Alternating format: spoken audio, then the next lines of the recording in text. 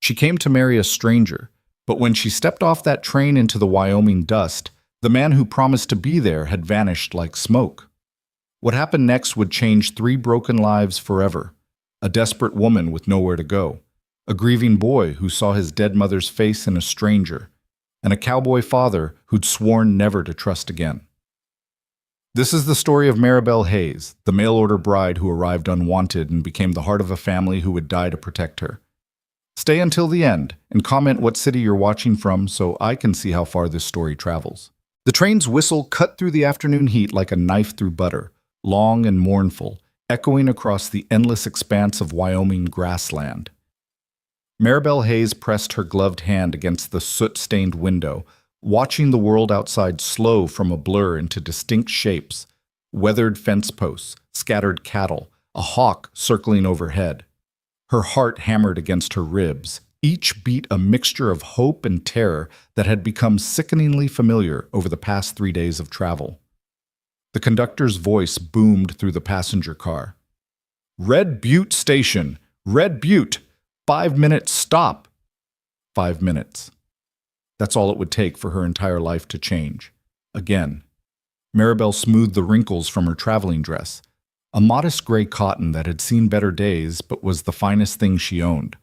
The fabric was dusty from the journey, and she knew her face probably bore traces of ash from the locomotive, but there was nothing to be done about it now. She reached for the small mirror in her reticule, then stopped herself. What did it matter how she looked?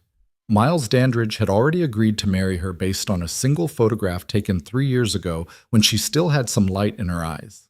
A man who would take a mail-order bride wasn't looking for beauty. He was looking for something else: labor, companionship, or perhaps just someone to cook his meals and darn his socks. The thought should have depressed her, but Maribel had learned long ago that depression was a luxury she couldn't afford. The train jerked and shuddered as the brakes engaged, throwing her forward slightly. She grabbed the seat in front of her to steady herself, earning a disapproving look from the elderly woman across the aisle who'd been praying her rosary beads for the past 100 miles. Maribel offered an apologetic smile that wasn't returned. She was used to that, too. Through the window, Red Butte Station materialized like a mirage. It wasn't much. A simple wooden platform with a faded sign, a small ticket office with peeling paint, and beyond it, the dusty main street of a town that looked like it was barely holding on to existence. A handful of buildings lined the thoroughfare: a mercantile, a saloon with a crooked sign, what might have been a church or a schoolhouse, and several structures whose purposes she couldn't immediately determine. Horses were tied to hitching posts, and a few wagons stood waiting in the shade. And somewhere in that cluster of weathered wood and desperate hope was the man she was supposed to marry. Miles Dandridge. She rolled the name around in her mind, trying to attach feelings to it. He'd written her exactly 4 letters over the past 3 months, each one shorter than the last. The first had been almost poetic, speaking of wide open spaces and new beginnings, of a ranch where she could make a home and be mistress of her own domain.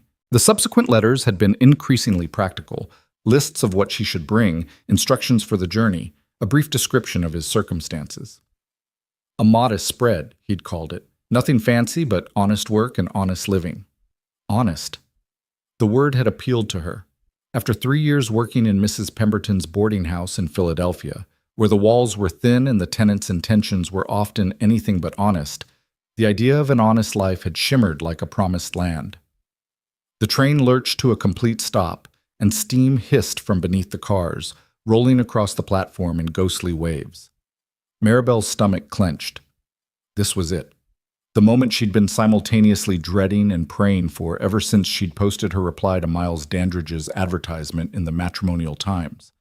Widower, 42, seeks respectable woman for marriage and companionship. Must be of good character and willing to work. Ranch life. Wyoming territory.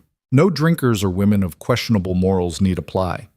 She'd read that advertisement 100 times, memorizing every word, looking for hidden meanings between the letters. Was he kind? Was he cruel? Would he keep his promises, or was this just another version of the lies she'd been told her whole life? "Red Beauty!" the conductor called again, and passengers began to stir.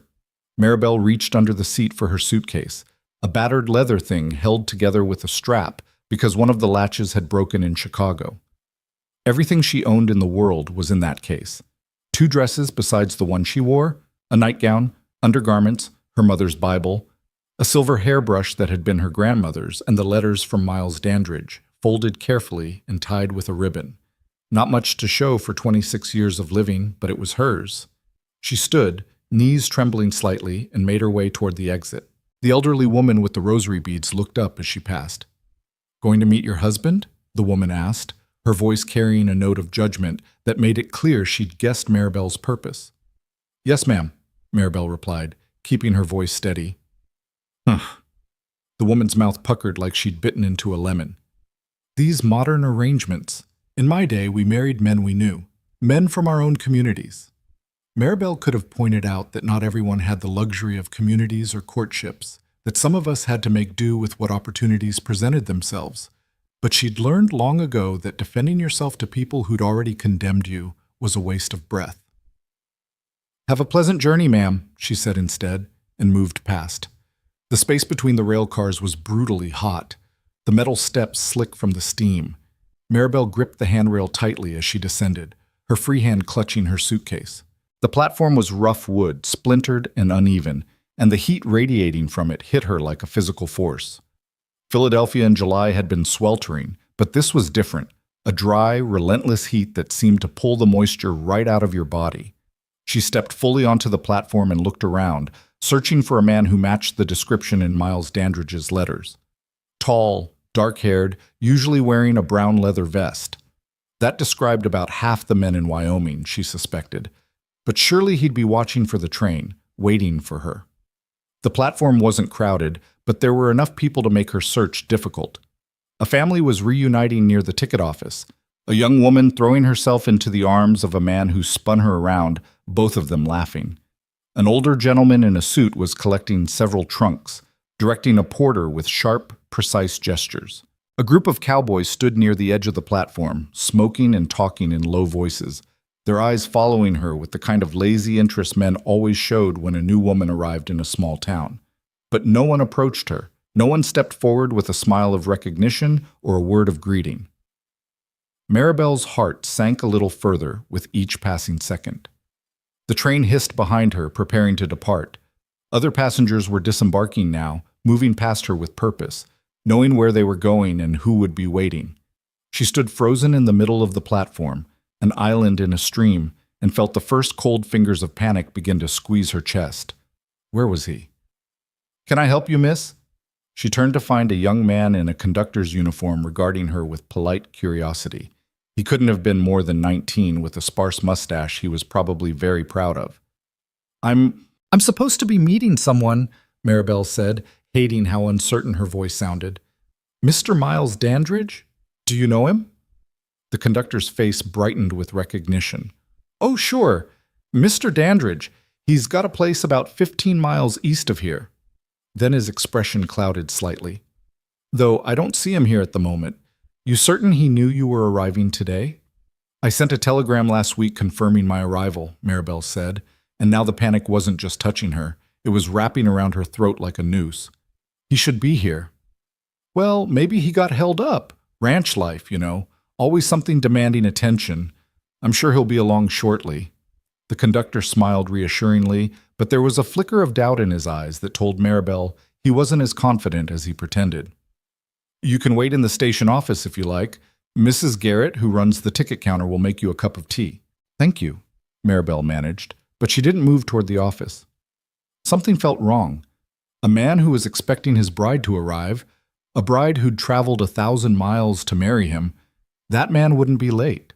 That man would have been waiting on the platform an hour early, watching every passenger car, making sure he didn't miss her. Unless he'd changed his mind. The thought crashed over her like ice water.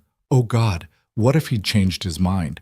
What if he'd received her final letter, the one where she'd been honest about her lack of dowry, about having to borrow money for the train fare, about having no family to vouch for her character, and decided she wasn't worth the trouble? What would she do then?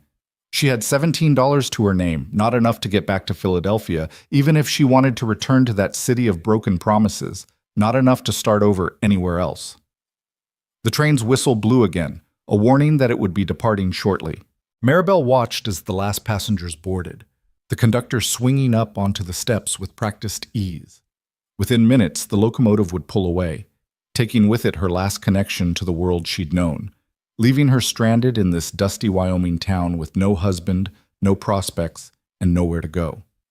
She felt dizzy suddenly, the heat and the fear and the exhaustion from 3 days of travel all catching up to her at once. She set down her suitcase and pressed a hand to her forehead, trying to steady her breathing, trying not to let the panic win. "You all right there, miss?" A different voice this time, gruff but not unkind.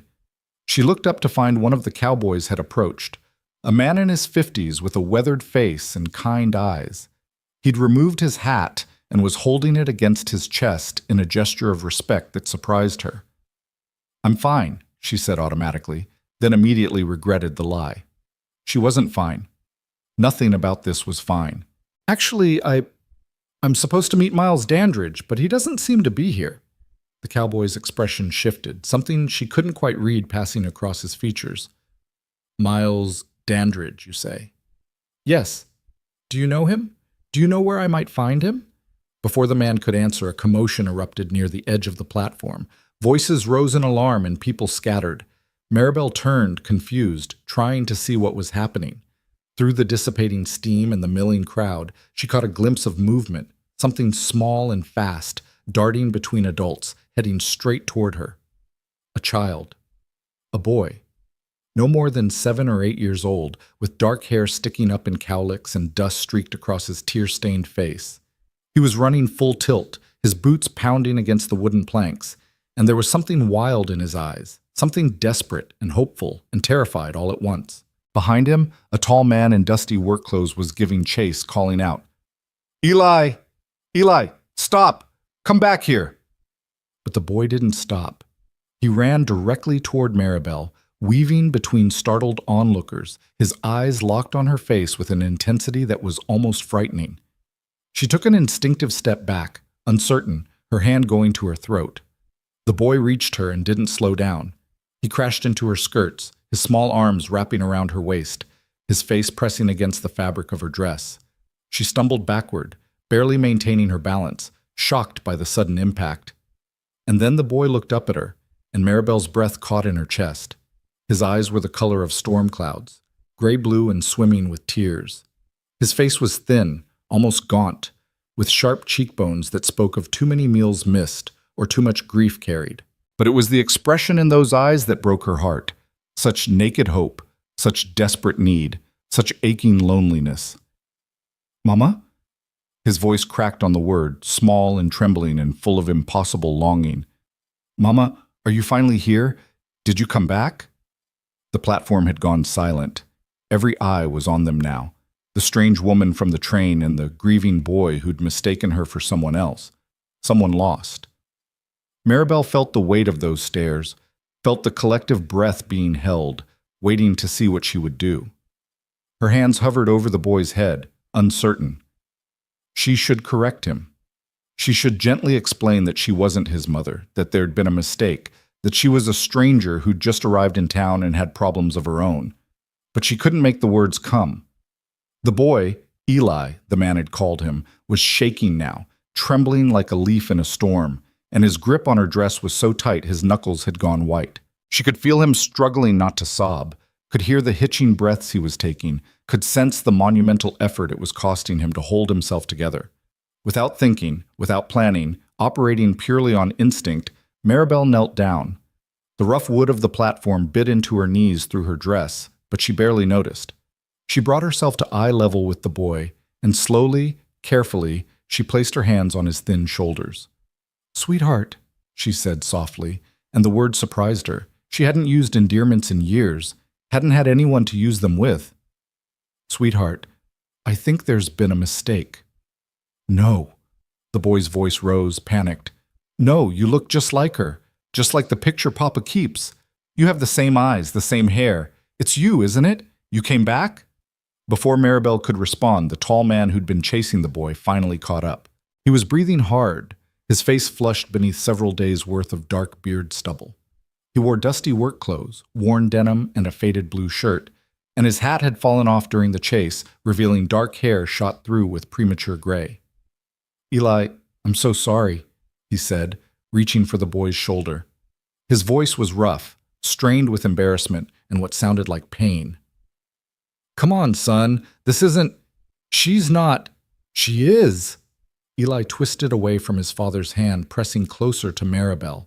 "Papa, look at her. Really look. It's Mama." The tall man's eyes finally met Maribel's, and she saw something flicker in their depths. Shock, perhaps, or recognition, or maybe just bone-deep exhaustion. They were dark eyes, nearly black in the afternoon sun, set in a face that was hard and weathered but might have been handsome once, before grief carved lines around his mouth and shadows beneath his eyes. For a moment, they simply stared at each other, and Maribel felt something pass between them, a current of understanding, of shared sorrow, of two people who'd both learned that life doesn't give you what you hope for, only what you can survive. "I apologize for my son," the man said, his voice carefully controlled now, formal. "He lost his mother last winter. Sometimes he still looks for her." "I'm not looking for her," Eli protested, his voice breaking. "I found her. Papa, why can't you see? It's really her." Maribel's heart cracked.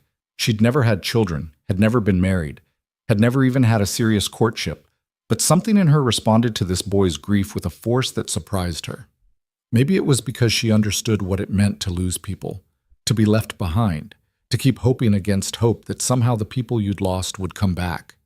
She kept her hands on his shoulders, steady and warm, and spoke directly to him. "What's your name, sweetheart?" "Eli," he whispered. "Eli Turner." "Eli. That's a strong name. I'm Maribel Hayes." She paused, choosing her next words carefully. "I just arrived on the train from Philadelphia. I've never been to Wyoming before today. I've never met your mama." She watched his face as comprehension slowly broke through the desperate hope. His expression crumpled, tears finally spilling over, tracking through the dust on his cheeks. "But you look so much like her," he said, his voice barely audible. I really thought..." "I know," Maribel said gently. "I know what it's like to hope for something so hard it feels real." The man, Eli's father, reached for his son again, and this time Eli didn't resist. But as he was pulled back, the boy kept his eyes fixed on Maribel's face, and she saw the hope wasn't entirely gone. It had just been wounded, pushed down, forced back into whatever corner of his heart where he kept all his wishes for impossible things. "Again, I apologize," Eli's father said, settling his hands on the boy's shoulders. This isn't how we usually greet strangers." "No apology necessary," Maribel assured him, rising to her feet. Her knees protested, but she ignored them. Grief makes us all do unexpected things. The man studied her for a moment, his expression unreadable. "You said you just arrived. Are you being met by someone?" And there it was, the question she'd been dreading, the one that would expose her situation and her foolishness for all the town to see. She could lie. She could claim she was visiting relatives or that her husband was waiting for her at the hotel, or any number of false stories that would preserve her dignity. But Maribel had learned that lies always caught up with you eventually, usually at the worst possible moment. And besides, she was too tired to lie convincingly. "I was supposed to be met," she said, keeping her voice level. "But it seems my intended didn't receive my telegram. Or perhaps..." She let the sentence trail off, unable to finish it. Perhaps he changed his mind. Perhaps he was never serious about the arrangement. Perhaps I've been played for a fool. Understanding dawned in the man's eyes, followed by something that looked like sympathy. "Mail-order bride?" The words stung, even though they were true. There was always a stigma attached to women who advertised for husbands, a suggestion of desperation or damaged goods or some fatal flaw that made them unmarriageable through normal channels. "Yes," she said, lifting her chin defiantly. "I'm supposed to marry Miles Dandridge." The reaction was immediate and impossible to miss. The man's expression hardened. Eli's eyes went wide. And from the crowd of onlookers who were still watching this drama unfold, Maribel heard a collective intake of breath that spoke volumes. "Miles Dandridge," the man repeated slowly, and his voice had gone cold. "You're here to marry Miles Dandridge." That was the arrangement, yes. Maribel's heart was racing now. Something was wrong, very wrong. "Do you know him? Do you know where I might find him?" The man opened his mouth, then closed it again. He looked at his son, then back at Maribel, and she saw him making some kind of calculation, weighing options she couldn't see. "I'm Caleb Turner," he said finally. "I have the ranch adjacent to Dandridge's property, and I think there are some things you need to know about the man you've traveled all this way to marry." The way he said it, the careful tone, the deliberate choice of words, sent ice water through Maribel's veins. She'd known, in some corner of her heart, that this situation wasn't right. The missing groom, the shocked reactions, the way Caleb Turner was looking at her now with a mixture of pity and something else, anger, maybe, or protectiveness. "Tell me," she said, and she was proud that her voice didn't shake. "Whatever it is, just tell me." Caleb glanced around at the crowd that had gathered, faces she didn't know, people who would carry whatever happened next through the town like wildfire. He seemed to make a decision. "Not here," he said. "My wagon's just down the street. Let me take you somewhere we can talk properly, somewhere you can sit down and have some water before we discuss your situation." "I don't need to sit down," Maribel protested. "I need to know what's happened. Where's Miles Dandridge? Why isn't he here?" "Because he's a lying, cheating, no good us." Caleb cut himself off, glancing at his son. "Because he isn't the man he pretended to be in his letters. And because if I had to guess, he's probably already collected whatever dowry you were supposed to bring and is halfway to Denver by now." The platform tilted beneath Maribel's feet. She heard the words, understood them individually, but her brain refused to assemble them into a coherent meaning. Collected her dowry? But she didn't have a dowry. She'd been very clear about that in her letters. "I don't understand," she said faintly. "He's done this before," Caleb continued, his voice grim. "Advertised for a bride, gotten some money sent ahead, then disappeared before the woman arrived. He preys on women who are desperate enough to take a chance on a stranger." The words hit Maribel like physical blows. Desperate. That's what she was, what she'd been. Desperate enough to board a train to Wyoming. Desperate enough to agree to marry a man she'd never met. Desperate enough to believe that someone, somewhere, might actually want her for something other than what they could take from her. "But I didn't send any money," she heard herself say, as if that mattered, as if that changed anything. "I told him I had no dowry. I was very clear about that." Caleb's expression softened slightly. "Then maybe there was some other reason he didn't show. But I'd be lying if I told you I thought it was a good reason. Miles Dandridge is not a man of honor, Miss Hayes, and I'll be straight with you. If he's left you stranded here, you're better off without him." Better off? Alone in a strange town with $17 and no prospects. Better off? The laugh that escaped Maribel's throat was bitter and sharp. Better off? I have nowhere to go. No money to get there even if I did. Everything I own is in that suitcase. She gestured to where her battered luggage sat forgotten on the platform. "So please forgive me if I don't feel particularly grateful for being abandoned." She hadn't meant to say all that, hadn't meant to let the fear and the anger and the crushing disappointment come pouring out in front of all these strangers.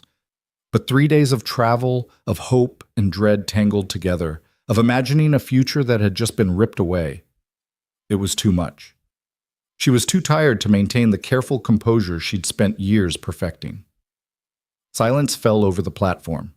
The train had pulled away during the confrontation, leaving them all standing in the settling dust, and now there was nothing to mask the awkwardness, nothing to fill the terrible quiet, except the distant sound of horses and the wind moving through the grass beyond town. Then Eli Turner spoke, his voice small but determined. "She can stay with us." "Eli," Caleb started. "Papa, she's got nowhere to go. You said so yourself. And we've got the extra room since Mama." He stopped, swallowing hard. "Since Mama went to heaven. It's not right to leave her alone."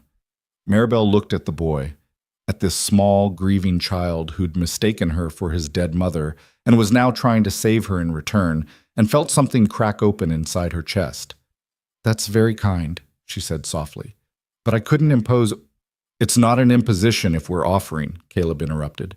He was watching her with those dark eyes, measuring, assessing. Eli's right. We do have the room, and he paused, seeming to choose his words carefully. And it's a long ride back to my ranch, but there's a boarding house in town. Mrs. Kelly runs a respectable place. She might have a room you could rent while you figure out your next steps. With what money? Maribel asked bluntly. I have $17, Mr. Turner. That might buy me a week at a boarding house if I'm lucky. And then what? I'll be exactly where I am now, except a week older and 7 days hungrier. She saw respect flash in Caleb's eyes. Respect for her honesty, maybe, or for her refusal to pretend this situation was anything other than dire. Then stay at the ranch, he said. Just for a few days until we figure something out. You can help with the cooking and the housework if it makes you feel better about accepting charity. God knows the place has fallen apart since Sarah died. And Eli could use... He trailed off, looking at his son with such profound sadness that Maribel had to look away. Could use what? She asked quietly. Someone who isn't drowning in their own grief, Caleb finished. Someone who might remember how to smile. The honesty of it stole her breath. This man she'd just met was laying his soul bare on a train platform in front of half the town, admitting his failures as a father, offering help to a stranger because his dead wife's absence had left a hole in his life he didn't know how to fill. I'm not particularly good at smiling these days either, Maribel admitted. Then maybe you can both learn again, Caleb suggested. Or maybe you'll just be miserable together for a few days until you move on. Either way, you'll have a roof over your head and 3 meals a day, which is better than you've got right now. It was an impossibly generous offer from a man who had no reason to trust her, and every reason to send her on her way. Maribel knew she should refuse, knew that accepting charity from a widower she'd just met was inviting gossip and complications, knew that letting herself get tangled up in someone else's grief when she was barely holding herself together was a terrible idea. But she also knew that refusing meant facing a night alone in a strange town with no plan and dwindling resources, meant admitting defeat before she'd even tried to find a way forward, meant giving up the one thing she'd held on to through 3 years in Philadelphia's worst boarding house, the belief that she deserved better than whatever scraps life threw at her. All right, she heard herself say, just for a few days, until I can find work or figure out some other option. Eli's face lit up like sunrise, and Caleb nodded, something like relief crossing his features. Good, he said. That's settled then. My wagon's at Jameson's Mercantile. Let me get your bag. He bent to pick up her suitcase, testing its weight with a slight frown. This is all you brought? I travel light, Maribel said, her voice harder than she intended. Learned a long time ago not to get too attached to things. Something in Caleb's expression shifted. Recognition, maybe, of a kindred spirit. Someone else who'd learned to let go. Fair enough, was all he said. Come on then. It's a 15-mile ride to the ranch, and I'd like to be home before dark. As they made their way off the platform and onto the dusty main street of Red Butte, Maribel was acutely aware of the stares following them. The whispers were already starting. She could feel them like insects crawling across her skin. The mail-order bride who'd been abandoned. The desperate woman being taken in by the widower. The scandal of it all would be the talk of the town by sunset. She lifted her chin and kept walking. Eli had slipped his hand into hers without asking permission, his small fingers warm and slightly sticky against her palm. She should probably discourage it. She'd be leaving in a few days, and she didn't want him getting attached to another person who would disappear from his life. But she couldn't quite make herself pull away. His grip was gentle but insistent, and there was something comforting about it, about being needed even in this small way.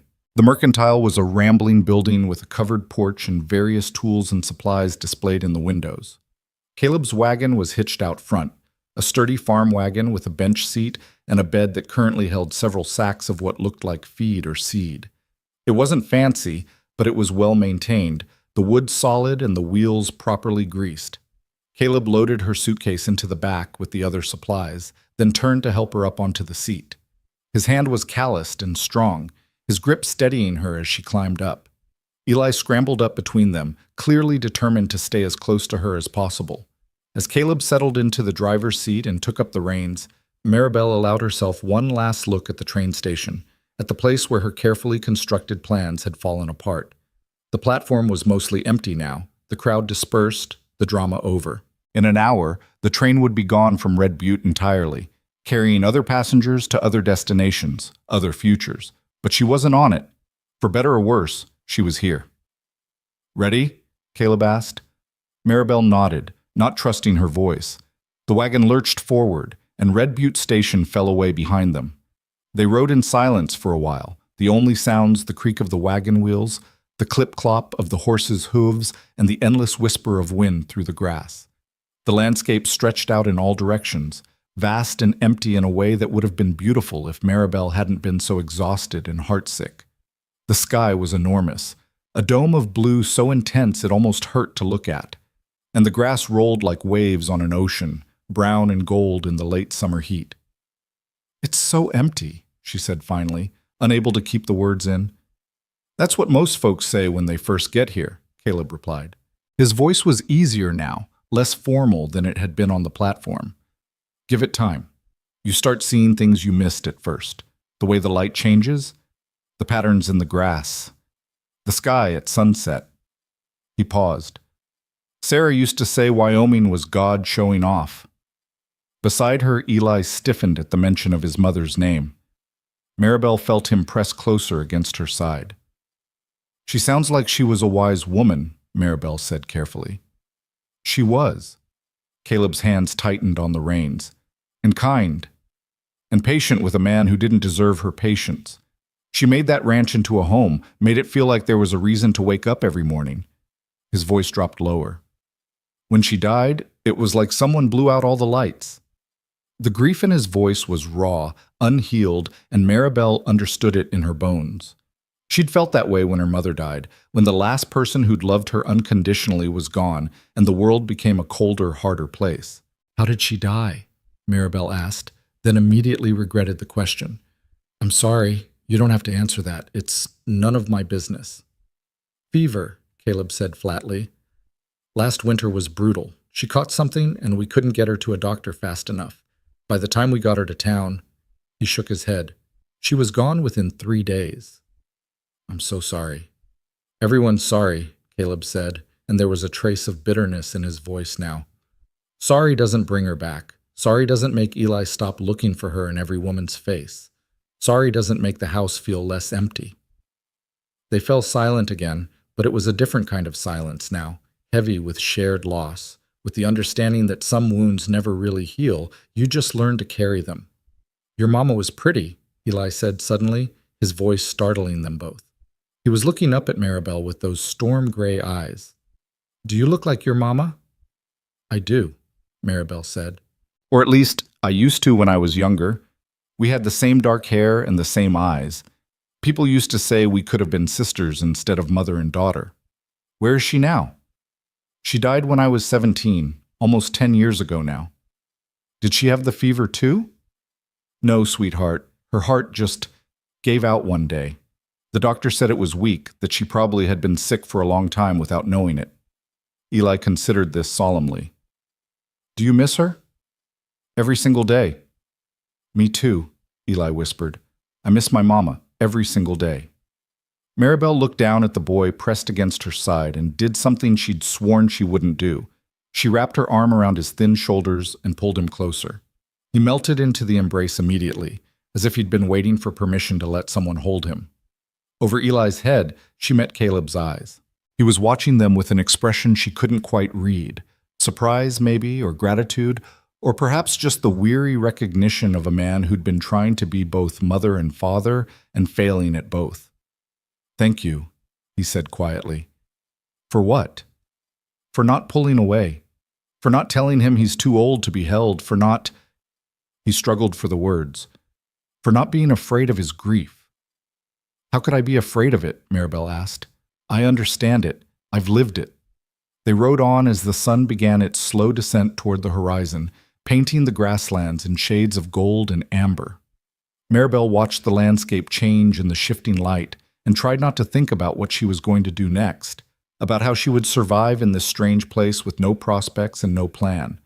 For now, for this moment, she was on a wagon heading toward a ranch she'd never seen, sitting next to a man she'd just met, holding a boy who'd mistaken her for his dead mother. It wasn't the future she'd imagined when she'd boarded that train in Philadelphia. It wasn't the new beginning she'd hoped for. But it was something. It was a moment of warmth in a world that had been cold for so long. It was an arm around a grieving child and a shared understanding of loss. It was a place to sleep tonight and the promise of 3 meals tomorrow. It was, for now, enough. The Turner Ranch appeared on the horizon about an hour later, a collection of buildings huddled together against the vastness of the prairie. There was a main house, barn, several outbuildings, and corrals where horses moved lazily in the fading light. It was modest but well kept, everything in good repair despite what Caleb had said about things falling apart. As they drew closer, Maribel could see the house more clearly. It was a simple 2-story structure with a wide porch wrapping around the front and one side. The wood was weathered but solid, and curtains hung in the windows, though they looked like they hadn't been changed or washed in months. "It's not much," Caleb said, and she heard self-consciousness creep into his voice. "Nothing like what you'd be used to in Philadelphia." "Mr. Turner," Maribel said firmly, "I worked in a boarding house where 6 women shared 2 rooms and the walls were so thin you could hear everything that happened in the rooms next door. Trust me when I say that your ranch looks like a palace." Something that might have been a smile tugged at the corner of Caleb's mouth. "Well, it's not that either. But it's home. Or it was, anyway." He pulled the wagon to a stop in front of the house and set the brake. Eli immediately scrambled down, but instead of running to the house, he stayed close to the wagon, waiting for Maribel. Caleb climbed down and came around to help her, offering his hand again. This time, as she took it, Maribel noticed the calluses, the scars, the worn skin of a man who worked with his hands every day. They were honest hands, capable hands. Her feet touched the ground and she found herself standing in front of the house that would be her home for the next few days. Through the windows, she could see the shapes of furniture, the glint of lamplight on glass. Somewhere in that house was a room where Sarah Turner had died. Somewhere in those walls was the echo of laughter and love, and all the ordinary moments that make up a life. And now Maribel, a stranger, an interloper, a woman who'd come here by accident, was about to walk through those doors and disturb whatever ghosts still lingered. "Ready?" Caleb asked, and she realized she'd been standing frozen, staring at the house. "Ready," she lied, and followed him up the porch steps. The door swung open and Maribel stepped inside, leaving behind the woman who'd boarded the train in Philadelphia 3 days ago. That woman had been full of hope and fear and desperation. This woman, the one crossing the threshold of the Turner Ranch, was still all those things, but she was also something else. She was someone who'd been needed, even if only for a moment. Someone who'd been chosen, even if only out of kindness. And as Eli's small hand found hers again in the gathering darkness of the house, Maribel allowed herself to wonder if maybe, just maybe, this disaster that had brought her to Wyoming might turn out to be something else entirely. Something like a second chance. The inside of the house smelled like dust and disuse, with an underlying scent of wood smoke and something else. Maybe lavender, faded and distant, like a memory that was slowly being forgotten. Maribel stood in the entryway, her eyes adjusting to the dimmer light, and took in her surroundings with the practiced assessment of someone who'd learned to evaluate living situations quickly. The front room was larger than she'd expected, with a stone fireplace dominating one wall and windows on 2 sides that would let in good light during the day. The furniture was simple but well made. A sofa with faded upholstery, 2 wooden chairs, a small table covered with newspapers, and what looked like ranch accounts. Everything was coated in a fine layer of dust, and there were dishes stacked on the side table, boots kicked off near the door. A general air of masculine disorder that spoke of men living without a woman's organizing hand. "I know it's a mess," Caleb said, and she heard embarrassment in his voice. "We've been managing, barely." "It's fine," Maribel assured him, though her fingers were already itching to start cleaning. "I've seen worse, much worse." Eli had released her hand and was standing uncertainly in the middle of the room, watching her face as if trying to gauge her reaction to his home. She smiled at him, hoping to reassure him, and saw some of the tension leave his small shoulders. "Why don't you show Miss Hayes to the spare room?" Caleb suggested to his son. "Let her get settled while I tend to the horses." "It's Maribel," she corrected gently. "Miss Hayes makes me feel like a school teacher, which I'm definitely not." Something flickered in Caleb's expression. Amusement, maybe, or appreciation for her informality. Maribel, then. And you can call me Caleb. We don't stand much on ceremony out here. He moved past her to retrieve her suitcase from the wagon, and Maribel caught a scent of leather and hay and honest sweat, the smell of a man who worked hard and didn't apologize for it. It wasn't unpleasant, just different from the perfumed men who'd frequented Mrs. Pemberton's boarding house, the ones who masked their true natures with cologne and false charm. Eli tugged at her sleeve. The spare room's upstairs. He stopped, swallowing hard. It was supposed to be for when we had guests, but nobody ever came to visit after Mama got sick. Maribel followed the boy up a narrow staircase, each step creaking under her weight. The second floor was dark, just a hallway with 4 doors, all closed. Eli pushed open the second door on the right, revealing a small bedroom with a single bed, a dresser, and a window that looked out over the prairie. The room was clean, cleaner than the rest of the house anyway, and there was a quilt on the bed that had been carefully made, the corners tucked in with precision. Someone had cared about this room once. Someone had prepared it for visitors who never came. "It's perfect," Maribel said, meaning it. After 3 years sharing cramped quarters with other women, after nights sleeping on trains, after the constant fear of having nowhere to sleep at all, this small room felt like a luxury. "Really?" Eli's face lit up. "You really like it?" "I really do. Thank you for sharing your home with me, Eli." The boy ducked his head, suddenly shy. "Papa says we're supposed to help people when they need it. That's what Mama would have wanted." Before Maribel could respond, she heard Caleb's boots on the stairs. He appeared in the doorway with her suitcase, his large frame nearly filling the opening. For a moment, they just looked at each other, 2 strangers thrown together by circumstance, both uncertain what came next. "I'll let you get settled," Caleb said, setting the suitcase down carefully. "There's a basin and pitcher on the dresser if you want to wash up. Supper will be in about an hour. Nothing fancy, just beans and cornbread. It's about all Eli and I can manage these days." "That sounds wonderful," Maribel said. "But if you don't mind, I'd like to help with the cooking. I'm not much good at sitting idle." Caleb's eyebrows rose. "You've been traveling for 3 days and had your whole world turned upside down. You should rest." "I've been sitting on a train for 3 days," Maribel corrected. "What I need is to do something useful. Besides, if I'm staying here, I should earn my keep." She saw him measuring her words, trying to determine if she meant them or if she was just being polite. Finally, he nodded. "All right, kitchen's downstairs, back of the house. I need to check on the horses and make sure the barn's secure for the night. When I come back in, we can figure out supper together." After he left, Maribel stood alone in the small bedroom, listening to the house settle around her. Through the window, she could see Caleb walking toward the barn, his gait easy and confident, a man comfortable in his element. Eli had followed him, trotting to keep up with his father's longer stride.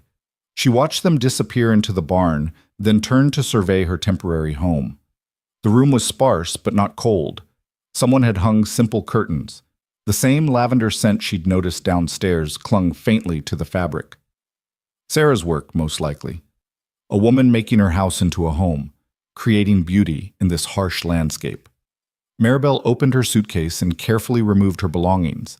The 2 spare dresses, the nightgown, the undergarments she'd washed and mended so many times the fabric was nearly transparent in places. Her mother's Bible, leather-worn and spine-cracked from years of reading. The silver hairbrush, tarnished now but still solid, still beautiful in its way. And at the bottom, wrapped in a scrap of cloth, the letters from Miles Dandridge. She stood holding those letters for a long moment, feeling the weight of broken promises in her hands. Then, with deliberate care, she walked to the window, opened it, and let the Wyoming wind take them. The pages scattered across the prairie grass, tumbling end over end, and she watched them go without regret. Whatever Miles Dandridge had promised, whatever lies he'd told, they didn't matter now. She was done with false hopes and empty words. From here on, she would deal only in what was real and solid and true. After washing her face and hands in the basin, the water was lukewarm but clean, Maribel changed into her other dress, a simple blue cotton that was slightly less travel-worn than the gray. She unpinned her hair, brushed out the tangles and trained soot, then repinned it into a more respectable bun. Looking at herself in the small mirror above the dresser, she barely recognized the woman staring back. Her face was thinner than it had been a year ago, her eyes shadowed with exhaustion and disappointment. But there was something else there too, a stubborn set to her jaw that said she wasn't finished fighting yet. Downstairs, she found the kitchen easily enough. It was a good-sized room with a cast-iron stove, a large table that could seat 6, open shelves lined with dishes and supplies, and windows that would catch the morning sun. Like the rest of the house, it was functional but neglected, with dishes piled in a tin sink and flour dusted across the counter from what looked like a failed bread-making attempt. Maribel rolled up her sleeves and got to work. First, she pumped water and heated it on the stove, then tackled the dishes with fierce determination. The physical labor felt good after days of forced stillness on the train. Her hands knew what to do: wash, rinse, dry, stack. It was mindless and soothing, and it kept her from thinking too hard about the precariousness of her situation. She was elbow-deep in soapy water when she heard the back door open. Caleb and Eli came in, bringing the smell of animals and hay with them. Caleb stopped short when he saw her at the sink, surrounded by clean dishes. "You didn't have to do that," he said, but she heard approval beneath the protest. "I told you, I'm not good at sitting idle." Maribel rinsed the last plate and set it in the drying rack. "Now, what about this supper? Where do you keep your beans?"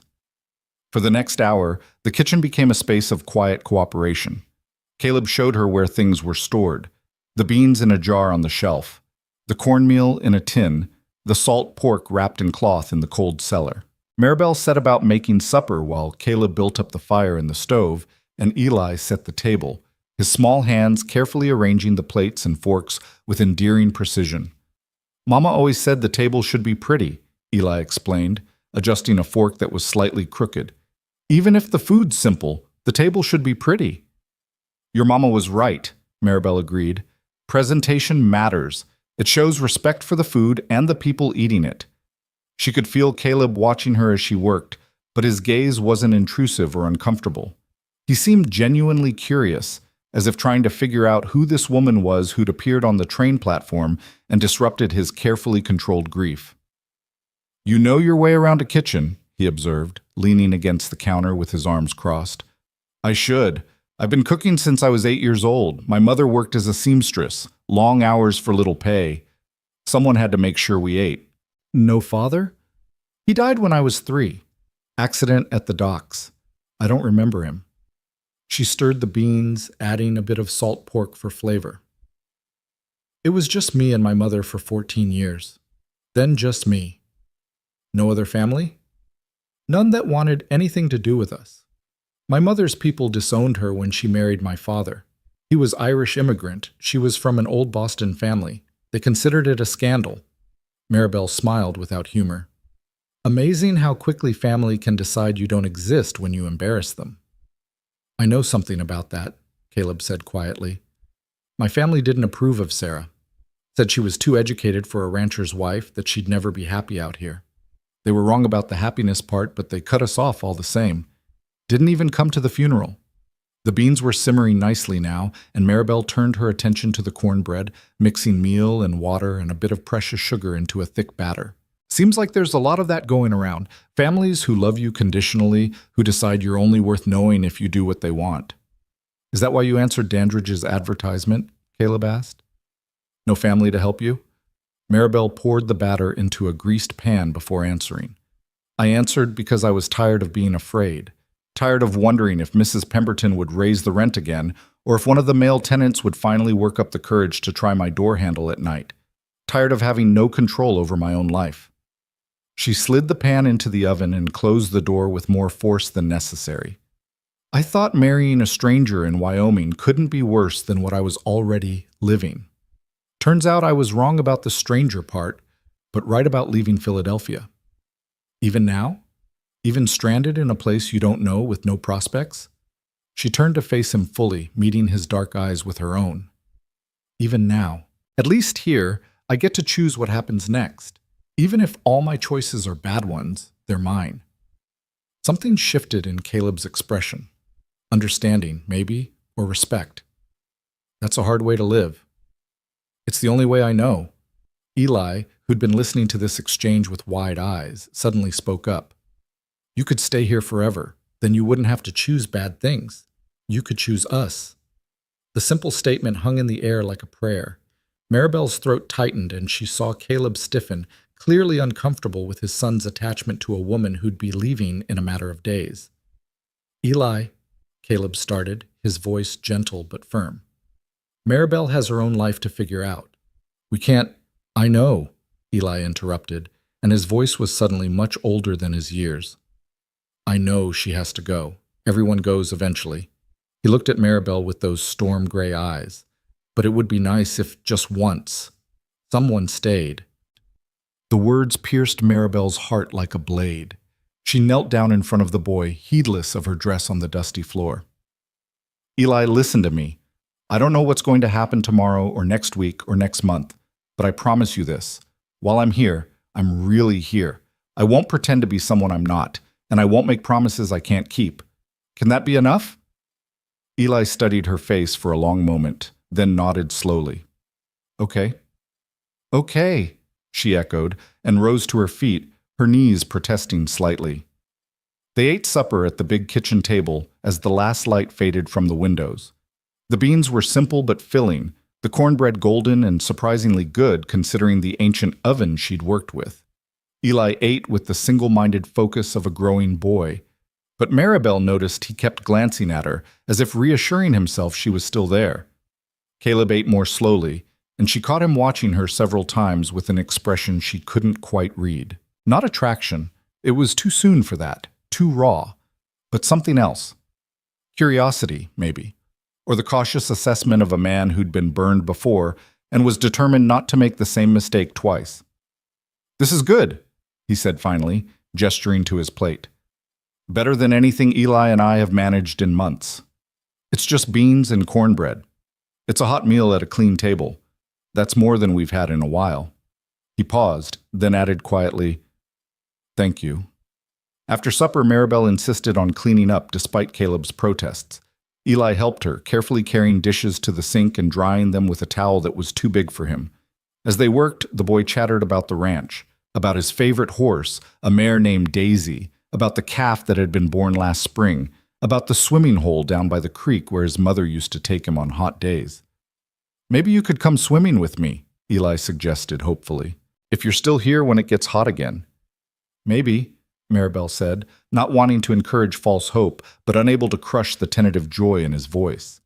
When the dishes were done and the kitchen restored to order, Caleb sent Eli upstairs to get ready for bed. The boy went reluctantly, dragging his feet, clearly afraid that if he left Maribel alone, she might disappear like his mother had. I'll still be here in the morning, she assured him. I promise. You won't leave in the night? No, sweetheart. I won't leave in the night. After Eli trudged upstairs, Maribel and Caleb stood in the kitchen, the silence between them suddenly awkward.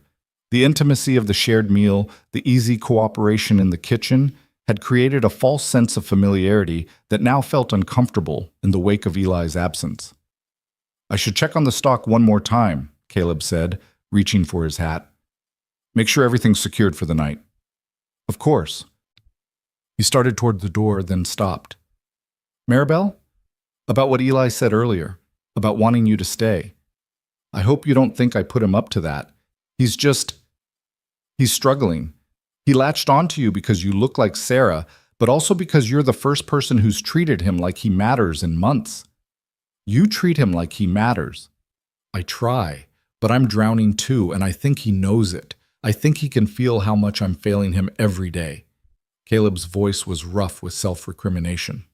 I loved Sarah more than I knew how to say. When she died, it was like someone carved out my insides and left me walking around as an empty shell. And the worst part is, Eli needs me to be whole, needs me to be strong, and I can't figure out how to give him that when I'm barely holding myself together. The raw honesty stole Maribel's breath. She'd expected polite distance, the kind of careful boundaries people usually maintained with strangers. Instead, Caleb was laying himself bare, showing her his failures and his fears without shame. Grief doesn't work on a schedule, she said softly. You don't just wake up one day and decide to be done with it. It's there every morning when you open your eyes, and it's there every night when you try to sleep. The best you can do is learn to carry it without letting it crush you. And how do you do that? Caleb asked, his dark eyes searching her face. How do you carry it without being crushed? I don't know. I'm still figuring that out myself. They stood looking at each other in the lamplight, two broken people recognizing their own damage in someone else's face. Then Caleb settled his hat on his head and walked out into the darkness, leaving Maribel alone with the ghosts in the house. She spent the next hour tidying the front room, unable to simply sit and rest. She folded the newspapers, organized the ranch accounts into neat stacks, swept the floor, and beat the dust from the sofa cushions. Physical labor kept her mind quiet, kept the panic at bay, kept her from thinking too hard about what she would do when these few days of borrowed time ran out. When she finally climbed the stairs to her small borrowed bedroom, exhaustion hit her like a physical force. She changed into her nightgown, unpinned her hair, and slipped between sheets that smelled faintly of cedar and lavender. Through the thin walls, she could hear Caleb moving around in what must be his room, the creak of floorboards, the sound of boots being dropped. She closed her eyes and tried to sleep, but her mind kept circling back to the same impossible questions. What would she do? Where would she go? How would she survive? The answers wouldn't come, and eventually she gave up trying to find them. Instead, she lay in the darkness and listened to the unfamiliar sounds of the ranch, the wind moving through the grass, the distant call of a nightbird, the soft stirring of horses in the barn. It was so different from Philadelphia, from the constant noise of the city, from the shouting and laughter and crying that filtered through Mrs. Pemberton's thin walls. Here, the silence was almost alive, pressing against the windows, seeping through the cracks. It should have been frightening, but instead, Maribel found it oddly comforting, as if the emptiness outside matched the emptiness inside her, and for once, she wasn't pretending to be something she wasn't. She must have finally slept, because she woke to sunlight streaming through the window and the smell of coffee drifting up from downstairs. For a moment, she was disoriented, unable to place where she was or how she'd gotten there. Then memory returned. The train platform, the missing groom, the boy who'd called her mama, the cowboy who'd offered her shelter. Maribel dressed quickly in her blue cotton dress, pinned her hair into a neat bun, and descended the stairs. In the kitchen, she found Caleb already up and moving, pouring coffee into a battered tin cup. He looked like he hadn't slept much. There were dark circles under his eyes, and his hair was disheveled, but he offered her a tentative smile. "Morning. Hope the roosters didn't wake you. They start making a racket about dawn." "I didn't hear them." Maribel accepted the cup of coffee he poured for her, wrapping her hands around it for warmth. The morning was cool, despite the promise of heat later. "Where's Eli?" "Still sleeping. Boy could sleep through a stampede when he's really out." Caleb leaned against the counter, studying her over the rim of his cup. "How'd you sleep?" "Better than I expected, considering." She took a sip of the coffee. It was strong and bitter, but good. "Better than I have in months, actually." "Quiet helps. City noise gets in your bones after a while." They stood in companionable silence for a moment, drinking their coffee, watching the sunlight paint golden squares across the kitchen floor. Then Caleb set down his cup and cleared his throat. "I've been thinking," he said, "about your situation, about what you're going to do next." Maribel's stomach clenched. Here it came, the gentle but firm suggestion that she move on, find other accommodations, stop imposing on his grief and his household. "I know I can't stay here indefinitely," she said quickly, trying to maintain her dignity. "I just need a few days to—" "That's not what I meant," Caleb interrupted. "Actually, I have a proposal, a business arrangement, if you will." She looked at him warily. "What kind of arrangement?" "You need work. I need help. The ranch is falling apart because I can't keep up with everything. The stock, the repairs, the household, taking care of Eli. I need someone who can manage the house, cook proper meals, maybe help with some of the lighter chores. You want to hire me as a housekeeper? I want to hire you as help. Call it what you want. Housekeeper, hired hand, whatever makes you comfortable. Room and board, plus $20 a month. It's not much, but it's fair wages for the work." $20 a month. Maribel's mind raced, calculating.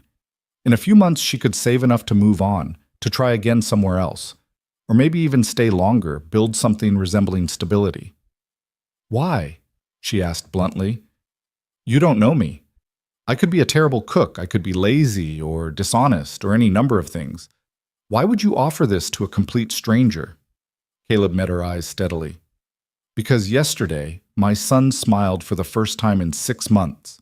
Because you cleaned my kitchen without being asked and cooked a meal that actually tasted like someone gave a damn about it. Because you knelt down in the dust and promised a grieving boy you wouldn't lie to him. He paused. And because I saw how you looked at that train station when you realized your groom wasn't coming. I saw someone who'd been disappointed so many times they'd stopped expecting anything better. I know what that looks like because I see it in my mirror every morning. The words hit Maribel like a fist to the chest. She wanted to be suspicious, wanted to look for the trap, the hidden cost, the inevitable betrayal. But all she saw in Caleb Turner's face was exhaustion and honesty and a desperate hope that maybe, just maybe, this could work out for both of them.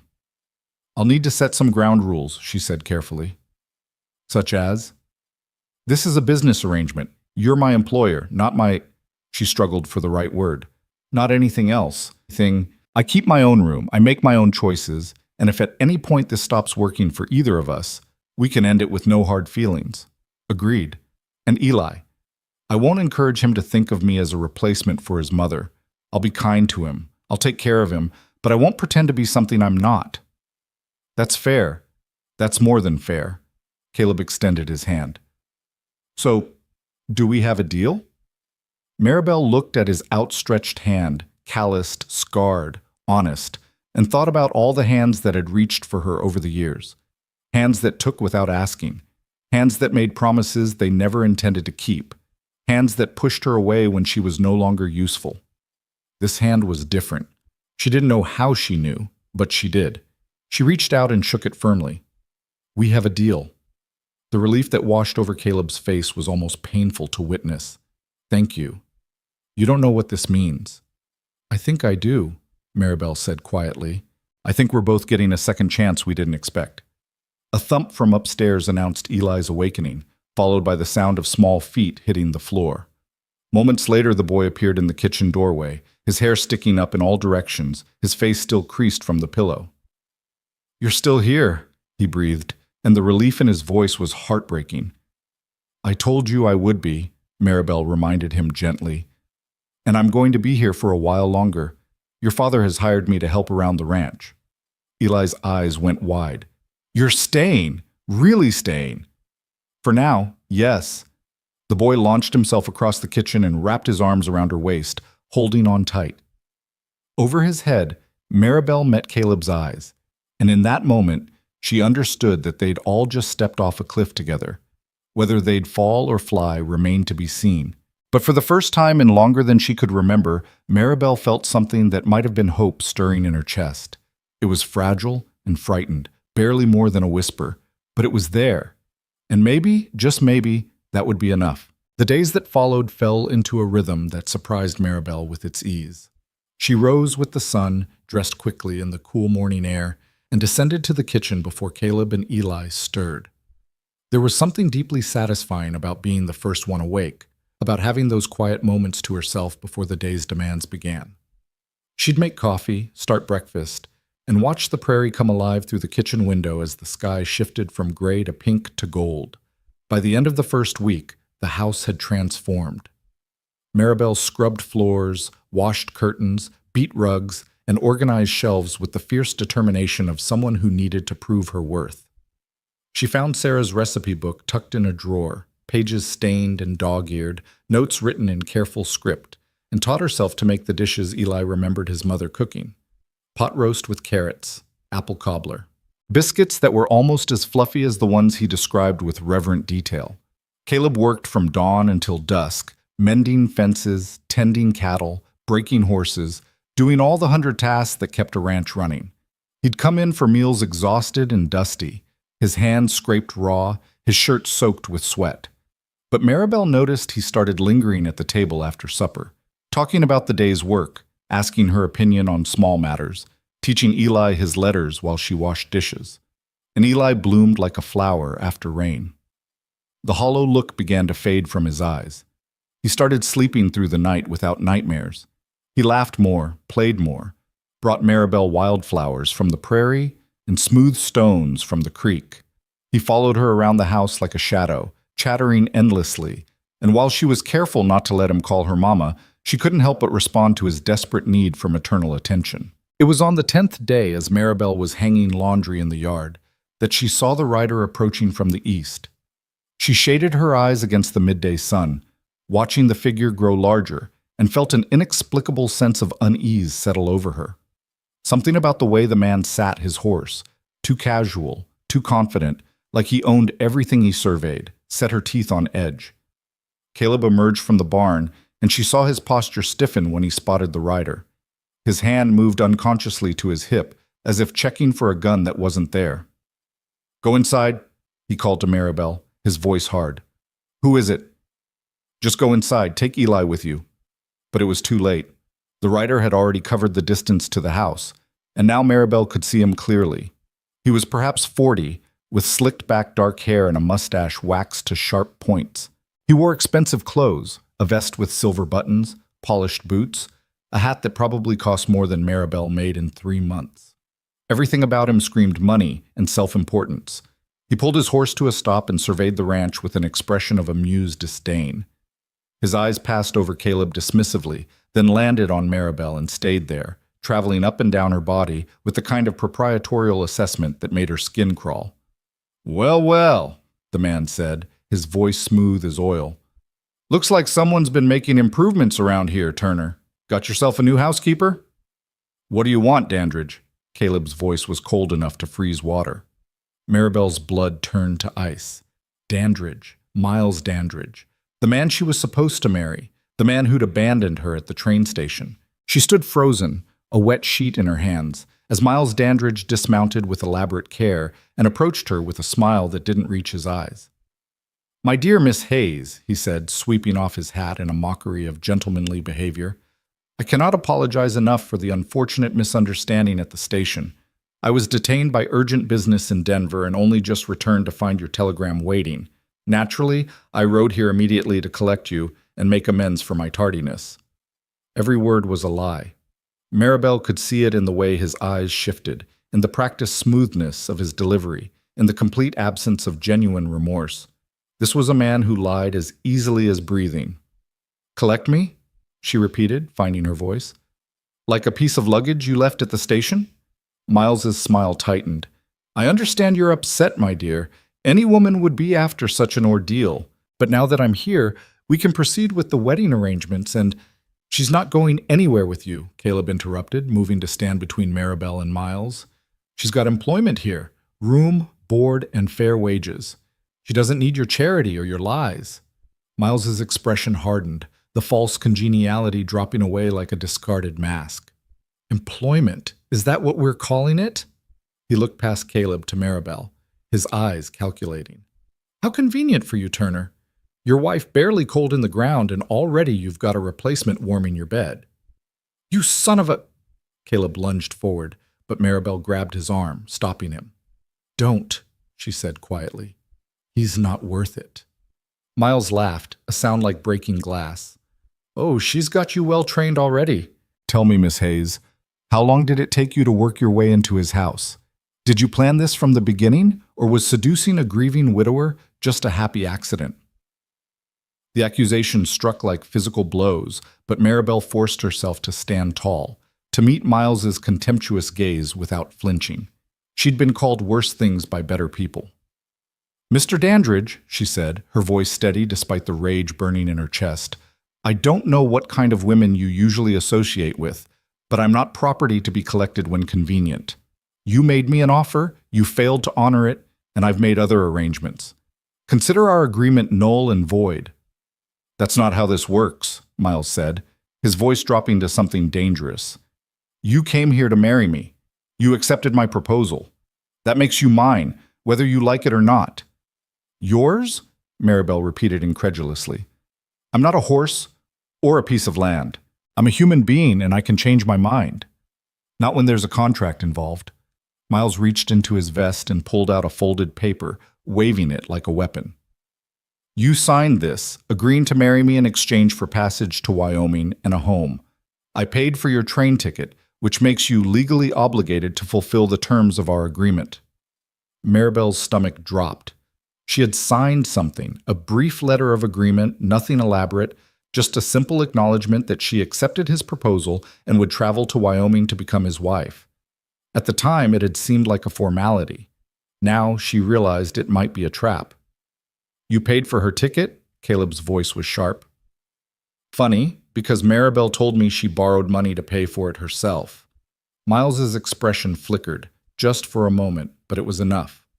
Maribel saw the truth written there plainly. He'd lied about paying for her passage, probably to make his claim of ownership more legitimate. "I reimbursed her," Miles said quickly. "Sent the money ahead as any gentleman would." "Show me the receipt," Maribel demanded. "If you sent money, you'll have a receipt from the bank or the telegraph office." Miles's jaw tightened. "I don't need to prove anything to you. The contract is clear. You agreed to marry me, and I'm here to hold you to that agreement. Now, get your things. We're leaving." "No," Maribel said simply. "No?"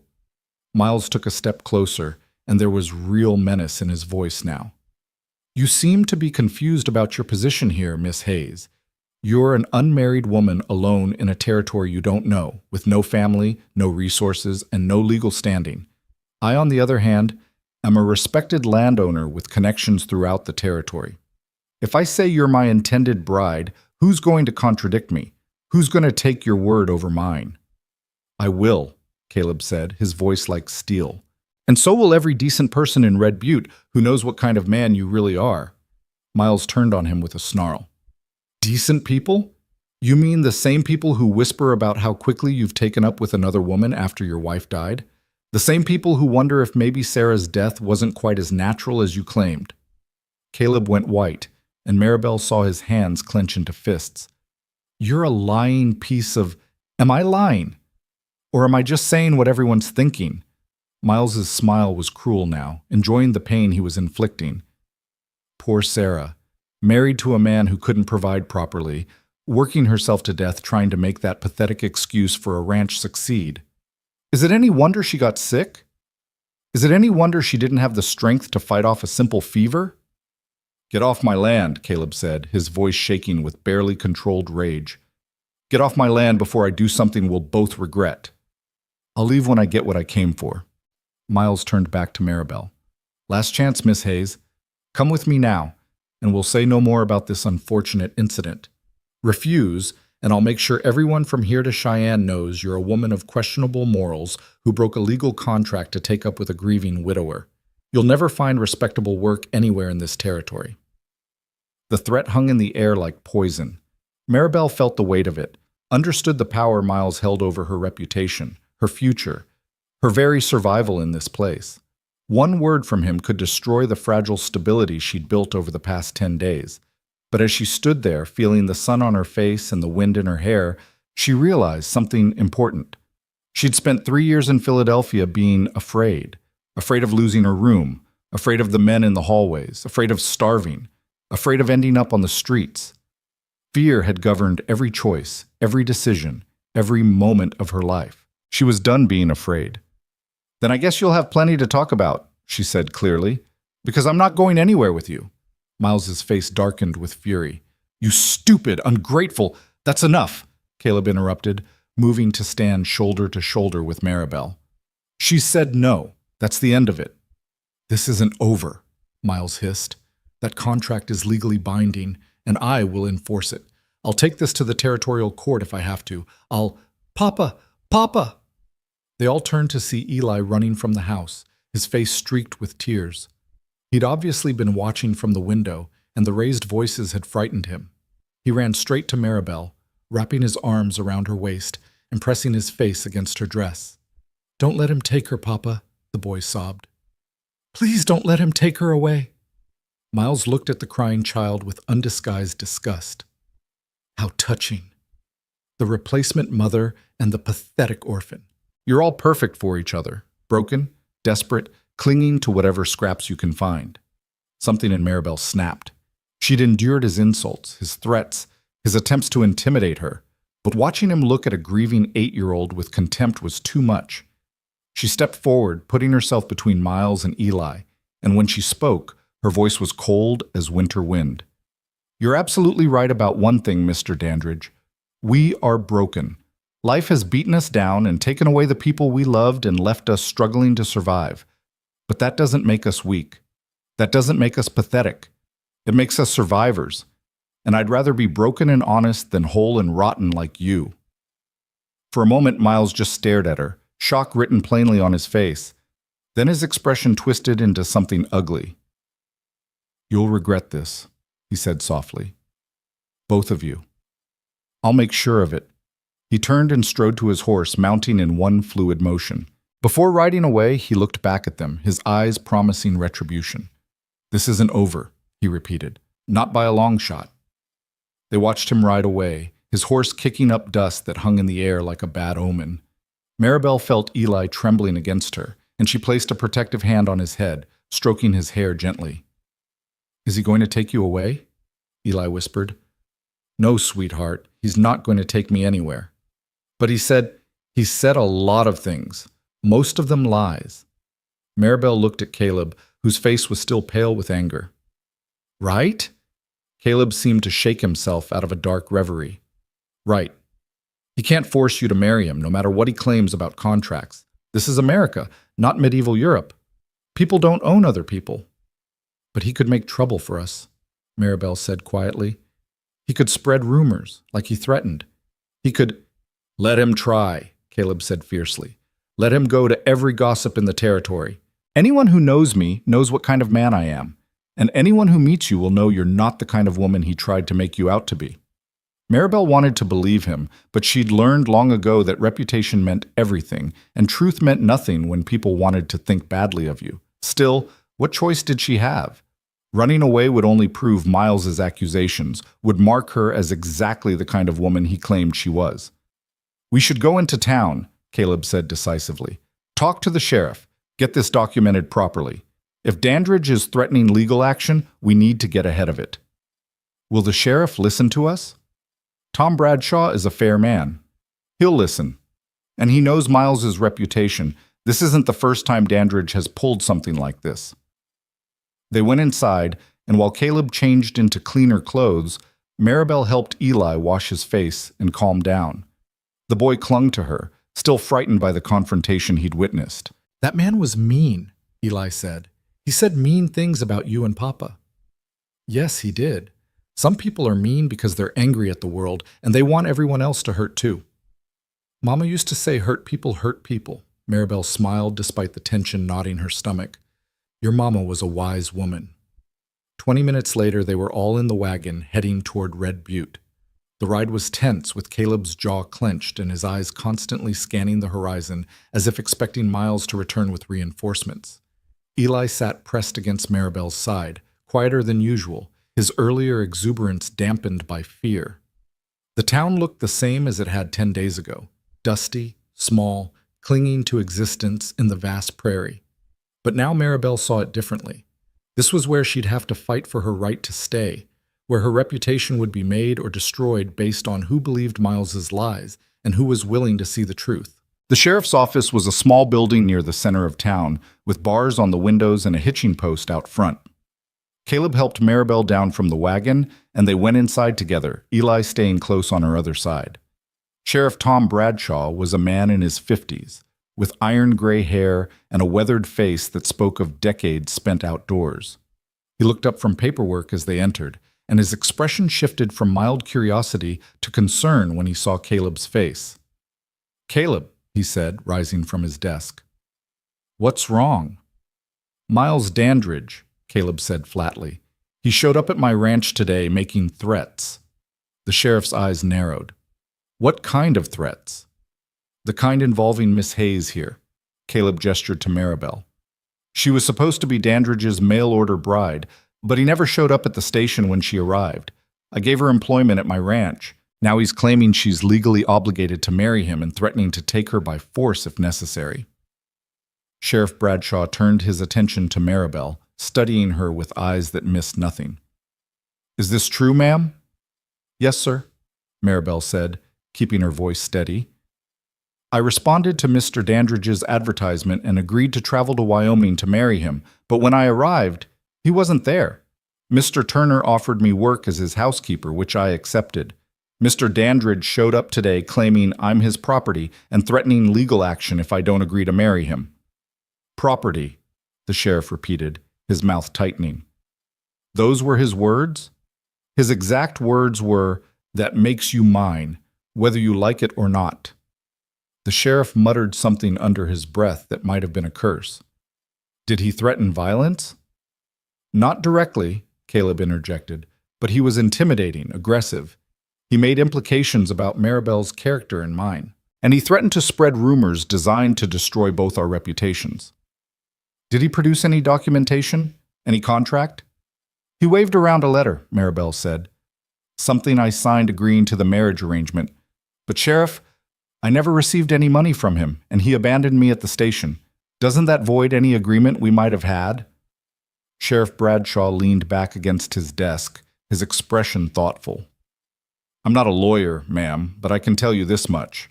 We don't enforce slavery contracts in this territory. If you don't want to marry Miles Dandridge, no piece of paper can force you to. Now, he could potentially sue you for breach of contract, try to recover any money he claims to have spent on your behalf, but that's a civil matter for the courts. He also lied, Caleb added.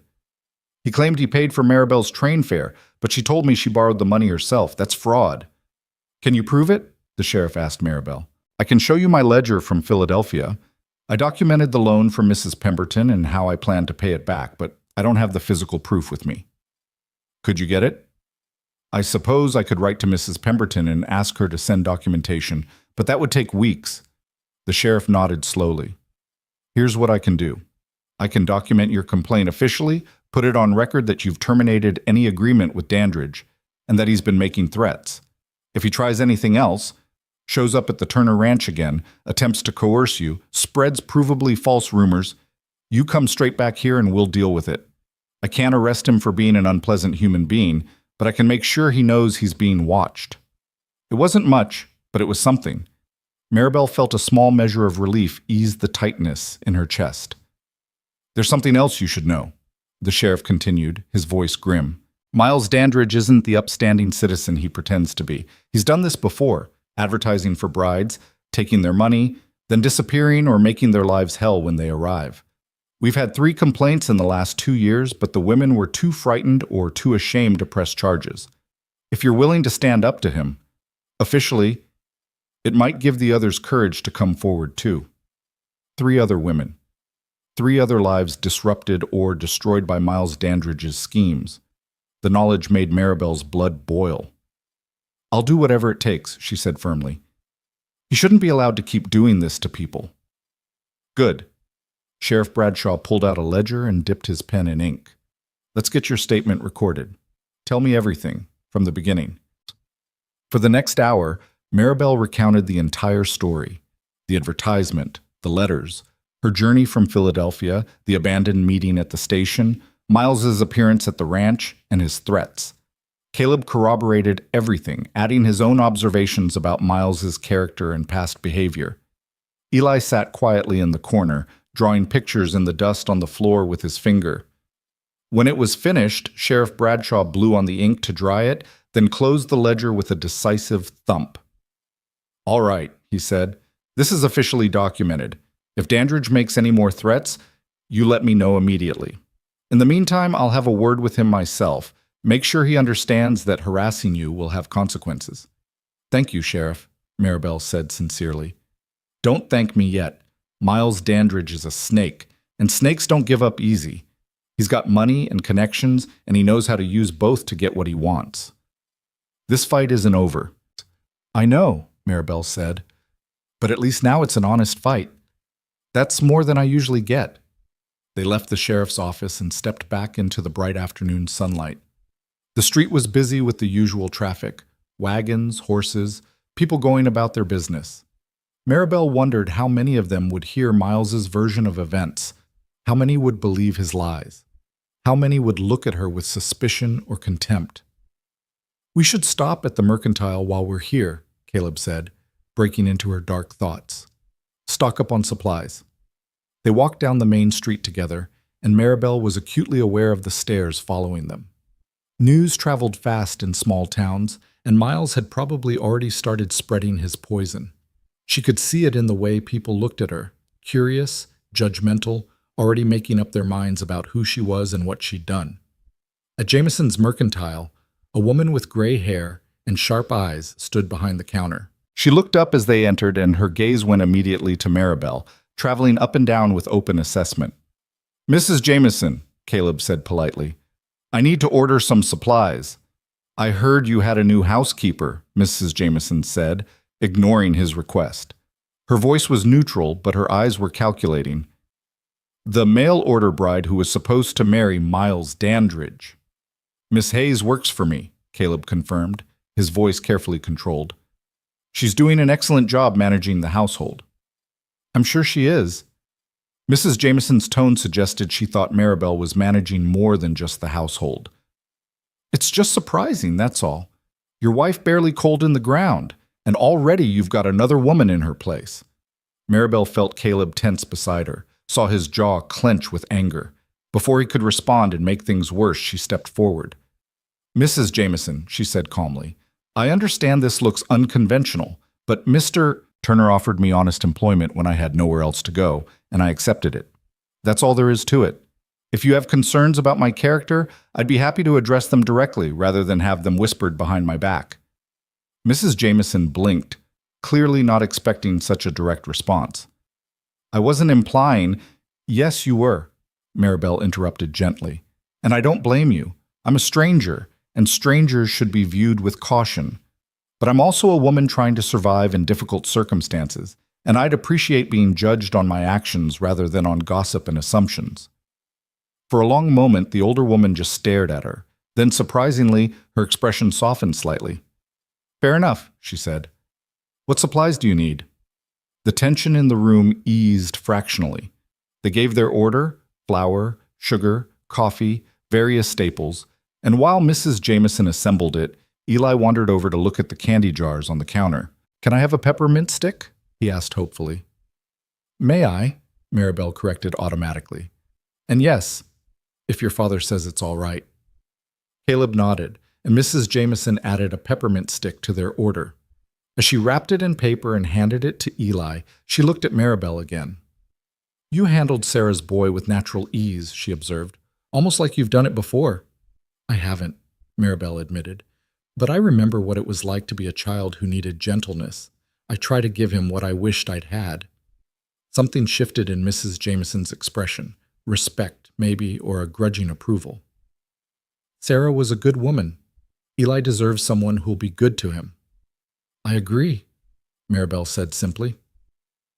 They loaded their supplies into the wagon and prepared to leave. As Caleb helped Maribel up onto the seat, she caught sight of a familiar figure across the street. Miles Dandridge, standing in front of the saloon, watching them with cold calculation written all over his face. Their eyes met, and Miles smiled, a slow, deliberate expression that promised nothing good. Then he tipped his hat in mocking salute and disappeared into the saloon. "He's planning something," Maribel said quietly. "I know," Caleb replied, his voice grim. "We'll deal with it when it comes." The ride back to the ranch was silent, each of them lost in their own thoughts. Eli sucked on his peppermint stick contentedly, but even his usual chatter was subdued. The confrontation with Miles had cast a shadow over all of them, a reminder that their fragile peace could be shattered at any moment. As they pulled into the ranch yard, the sun was beginning its descent toward the horizon, painting the sky in shades of orange and pink. It should have been beautiful, but all Maribel could think about was Miles Dandridge and his threats, and the battle she knew was coming. She'd made her choice. She'd stood up to him, refused his demands, aligned herself with Caleb Turner and his son. Now she would have to live with the consequences of that choice, whatever they might be. But as she climbed down from the wagon and felt Eli's small hand slip into hers, as she saw Caleb watching her with something like gratitude in his dark eyes, Maribel realized she didn't regret her decision. Not even a little. For the first time in her life, she'd chosen to fight instead of run. She'd chosen dignity over safety, honesty over convenience. She'd chosen to stand with people who needed her as much as she needed them. And if Miles Dandridge wanted a war, then by God, she'd give him one. The war came 3 days later, but not in the way Maribel expected. She was in the kitchen kneading bread dough when she heard the sound of multiple horses approaching. Through the window, she saw not just Miles Dandridge, but 5 other men riding with him, rough-looking characters with guns on their hips and expressions that promised violence. Her heart seized in her chest. "Caleb!" she called out, her voice sharp with alarm. He appeared from the barn within seconds, saw the riders, and his face went hard as stone. "Get Eli and go upstairs. Lock yourself in my room and don't come out no matter what you hear." "I'm not hiding while you—" "Maribel." He grabbed her shoulders, his dark eyes intense. "Please. If something happens to me, Eli needs you alive. Go. Now." She wanted to argue, wanted to stand beside him, but the fear in his voice convinced her. She ran to find Eli, who was feeding the chickens behind the house, and pulled him inside. "What's wrong?" the boy asked, seeing her face. "Nothing, sweetheart. We're just going to play a game. We're going to go upstairs very quietly and stay in your papa's room until he comes to get us." Eli wasn't fooled. He was too smart for that, but he went with her without protest. Maribel locked them in Caleb's bedroom and positioned herself by the window where she could see the yard below. Eli pressed against her side, trembling. Miles and his men had dismounted now, spreading out in a loose semicircle around Caleb. Even from this distance, Maribel could see the calculation in their positioning. They were surrounding him, cutting off escape routes, making a show of force designed to intimidate. She couldn't hear what was being said, but she could see Miles talking, gesturing, his face animated with false righteousness. Caleb stood his ground, arms crossed, his posture defiant despite being outnumbered. One of Miles's men, a brutish-looking character with a scar across his cheek, kept his hand on his gun, ready to draw. "What are they doing?" Eli whispered. "Talking," Maribel said, trying to keep her voice steady. "Just talking." But it wasn't just talking. She could see the confrontation escalating, voices rising, Miles's face reddening with anger. Then one of the men stepped forward, pulling out a rolled paper, official-looking, with what appeared to be a seal or stamp. Her stomach dropped. Had Miles actually gone to a judge? Had he somehow obtained a legal order? Caleb took the paper, unrolled it, read it. Even from this distance, Maribel could see the shock and fury that washed over his features. He looked up at Miles and said something, sharp, angry words she couldn't make out. Miles just smiled and gestured to his men. 2 of them started walking toward the house. "No," Maribel breathed. "No, no, no." "What's happening?" Eli's voice was rising with panic. "It's going to be okay," she lied, her mind racing. She looked around the room desperately, searching for something she could use as a weapon. Caleb's rifle was mounted above the door, but she'd never fired a gun in her life. There was nothing else, just furniture and personal belongings. The front door crashed open downstairs. Heavy boots on the wooden floor, men's voices, harsh and invasive. "Miss Hayes," Miles's voice called up the stairs, saccharine sweet. "There's no need to make this difficult. I have a court order here requiring you to fulfill the terms of our contract. You can come down peacefully, or my associates can come up and fetch you. Your choice." Maribel's blood was ice in her veins. A court order. He'd actually done it. Had actually found some corrupt judge or clerk willing to issue a document forcing her to marry him. It didn't matter that such orders were supposed to be illegal. Didn't matter that this was supposed to be America where people couldn't be bought and sold. All that mattered was the paper in Miles's hand and the men with guns backing it up. "Don't go down there," Eli pleaded, clutching her dress. "Please don't leave us." Footsteps on the stairs now. They were coming. Maribel made a split-second decision. She couldn't fight them. She had no weapons, no training, and she wouldn't risk Eli getting hurt in any struggle. But she could document what was happening. She could make sure that if Miles took her by force, there would be witnesses, evidence, something to prove this was coercion and not consent. She grabbed the pencil and paper Caleb kept on his bedside table for ranch accounts and scribbled frantically. "Being taken against my will by Miles Dandridge and armed men. This is kidnapping, not consent. Maribel Hayes." She signed and dated it, then shoved it under the mattress where it might be found later. The door handle rattled. "Open up, Miss Hayes. Don't make this harder than it needs to be." "I'm coming," she called back, her voice surprisingly steady. She knelt in front of Eli, taking his face in her hands. "Listen to me, sweetheart. I have to go with them right now, but your papa and the sheriff are going to fix this. I'll be back.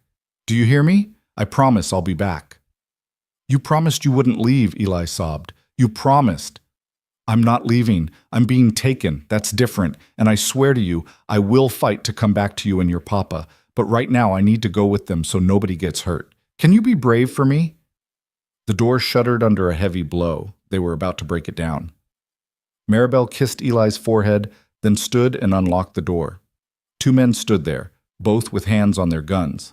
They looked her up and down with expressions that made her skin crawl. "Smart choice," one of them said.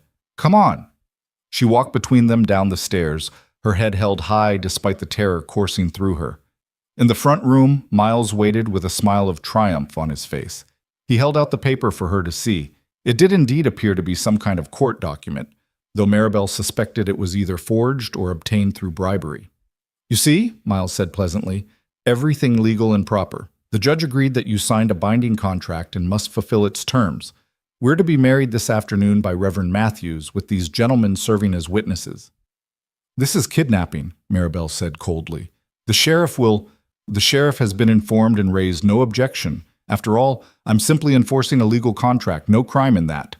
Miles extended his arm like a gentleman offering to escort a lady. "Shall we?" Maribel ignored his arm and walked past him toward the door. Outside, Caleb was being restrained by two of Miles's men, one on each arm. His face was a mask of impotent rage, blood trickling from a cut above his eye where someone had struck him. "I'll kill you for this, Dandridge," Caleb snarled. "I swear to God." "Threatening murder in front of witnesses," Miles interrupted cheerfully. "Tisk, tisk. You're not helping your case, Turner." He turned to his men. "Get her on a horse. We've wasted enough time here." One of the men grabbed Maribel's arm, fingers digging in hard enough to bruise, and started pulling her toward the horses. She stumbled, caught herself, and that's when she saw him.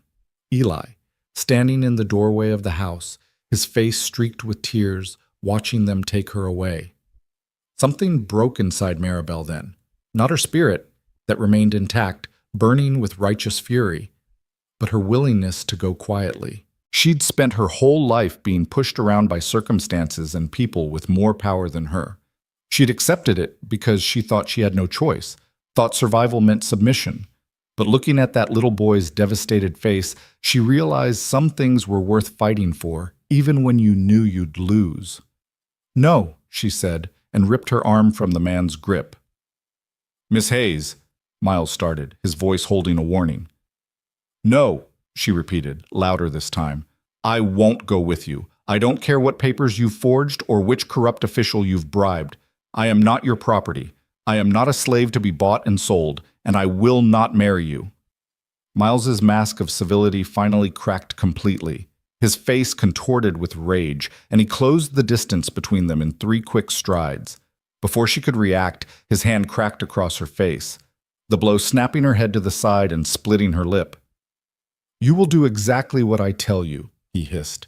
"I've invested too much time and money in this to have some used-up Philadelphia whore ruin it now." Maribel tasted blood, felt it running down her chin, but she smiled anyway. A fierce, defiant expression that seemed to unsettle Miles more than any words could have. "There it is," she said, "the real Miles Dandridge. Not the gentleman in the fancy clothes, but the monster underneath." Miles raised his hand to strike her again, but a voice cut through the tension like a gunshot. "I wouldn't do that if I were you." Everyone turned. Sheriff Bradshaw sat on his horse at the edge of the property, and he wasn't alone.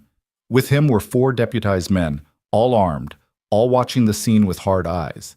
Behind them, Maribel could see Mrs. Jameson from the Mercantile in a wagon, along with several other townspeople. Witnesses. Real witnesses, not paid thugs. Relief crashed over Maribel so powerfully she almost collapsed. Miles's men immediately released Caleb and stepped back, their hands moving away from their guns. Miles himself went pale, his eyes darting between the sheriff and his escape routes. "Sheriff," he said, recovering his composure with impressive speed, "I'm glad you're here. As I explained earlier, I'm simply enforcing a legal contract that—" "Let me see that court order," Sheriff Bradshaw interrupted, dismounting and walking forward with his hand extended. Miles hesitated just a fraction too long before handing over the paper. The sheriff read it carefully, his expression growing darker with each line. "This is a civil marriage contract enforcement order from Judge Hackett," he said slowly. "Problem is, Judge Hackett is currently in Denver on territorial business. Has been for the past 2 weeks.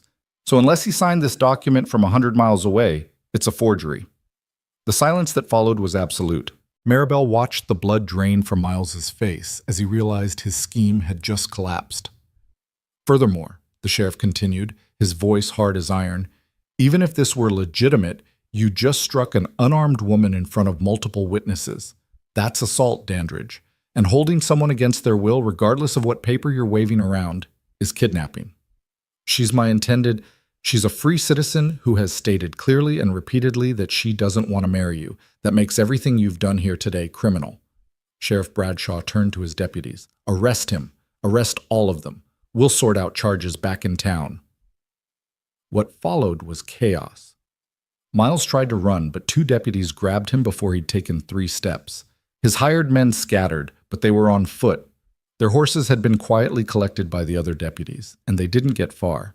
Within minutes, all 6 men were in handcuffs, Miles screaming about his rights and his connections and how the sheriff would regret this. Caleb, finally free, rushed to Maribel.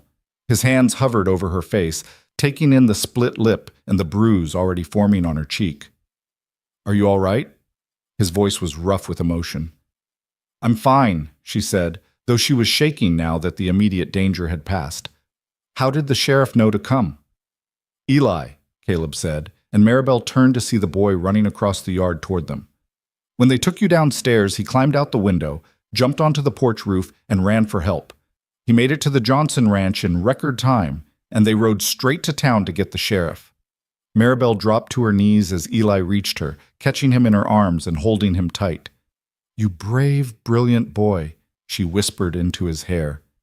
You saved me. I told you, Eli said, his voice muffled against her shoulder. I told you nobody was going to take you away from us.